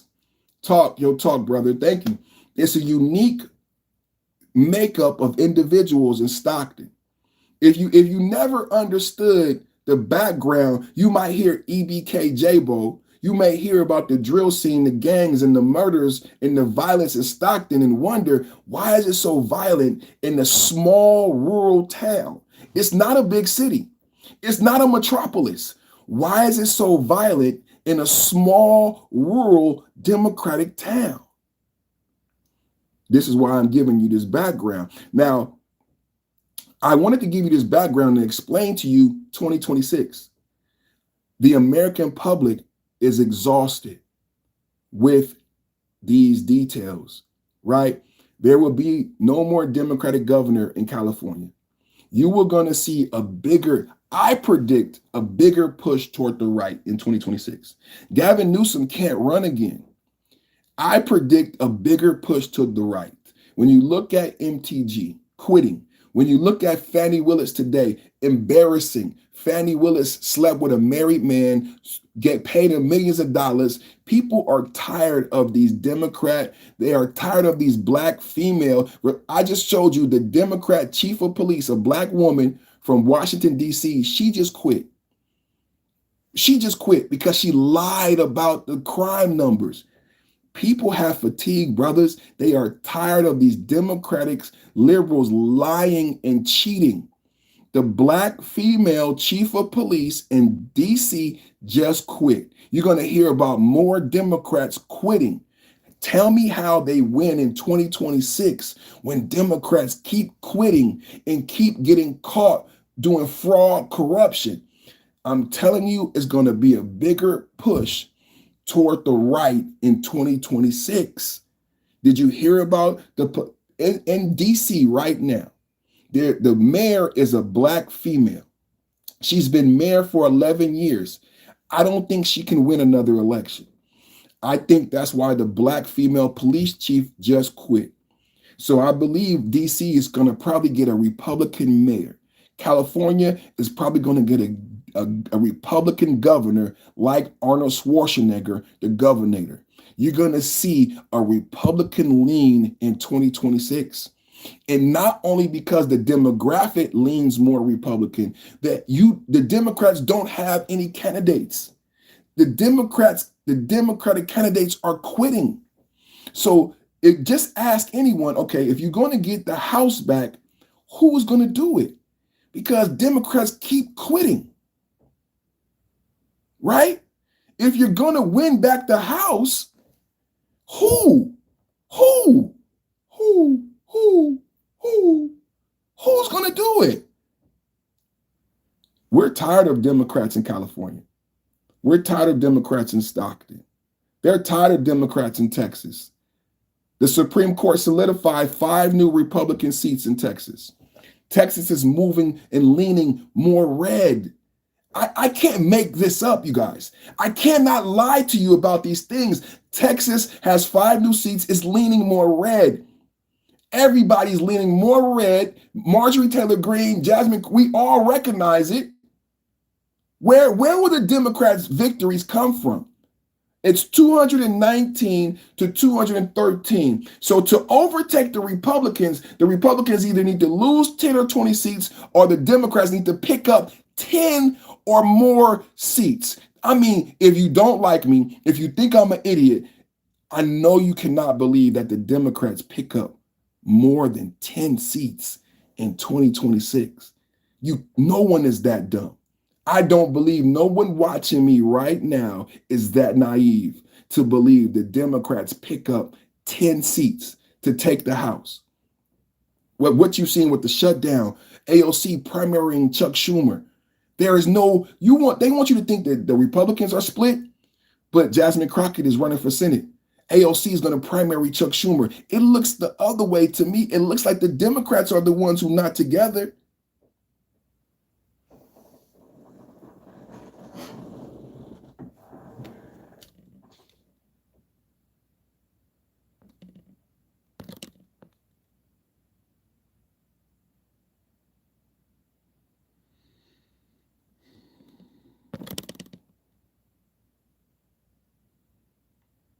Shout out to you. Shout out to you. Shout out to you. Shout out to you. Shout out to you.